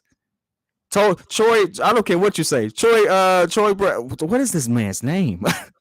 Troy Brown Jr. Guard. I don't care what he says. He's a small forward guard. Like, he does not play big. Javonte Green is a guard, small forward. Like he does not play big. Here's your problem. Well, no, Javonte do play big. That's why he's playing power forward. But he can go get some boards, kinda, but he really don't. Like, it's just his defense. This is the thing, right? This is the thing as we come to a close here. It's like, you have to understand what the Bulls need. Like Tony Bradley plays guard. Hey, basically. And not a good one. Guards. Here's the thing. You look at this team and there's a size deficiency. I understand we all want P. Will to be good. P. Will is 6'9", 6'8", and he's not here. So he's not a factor in what we bring in. Moses Brown will be starting. You have no size. Because he's not a what? A guard. He's not a guard. He's going to start. He's going to play. And that's okay. Your egos will be okay. I promise you. Listen, even if P. Will doesn't work out, guess what? The Bulls are really good. AK did a good job. It's okay. But he got a lot of guards. P. Will, hey, look. And if P. Will does work out, he does work out. Yeah, Did you know, statistically speaking, the top 4 picks in the draft have a high probability of not working out? Yeah, the highest. That's crazy. Not really. Because when you're getting later in the draft, you over-evaluate mugs on hope. Like, I hope he turns into this. Guess what we hoped Ayo Dosunmu became this player? He did. Good job. Appreciate it. I hope Marko Simonovic works out. We'll see. Hey, man, listen. I mean, he's 7'3". Hey, that was funny. That was the one thing when you guys there was like, hey, that's a big dude. In person, I still got the picture. Vooch is this tall, and you can see him walk past Vooch like this. I was like, that dude's tall. Who was that? Marko Simonovic. Hey, but he looked lanky. His arms just float like this. He walked like the Conor McGregor thing. Like, he walked like that. Like, it was just weird. But it was like, dog, if I was like right up on him, it'd be scary. Like, I would hate to see him run after me. He could play Slender Man, dog. Hey, man. You put that man in a black suit with a hat, he could play Slender Man. I promise you. He could. Man. We appreciate y'all for rocking with us another morning, man. I see the chat getting spicy out here, man. Y'all keep it cool in the chat, man. I appreciate y'all for tuning in and rocking with us, man. As always, joined by the pettiest man alive. It's your boy, Pat the Designer, for another morning show. We'll be back for Bulls Live Call tonight, man. Y'all stay safe out there, Chicago. Peace.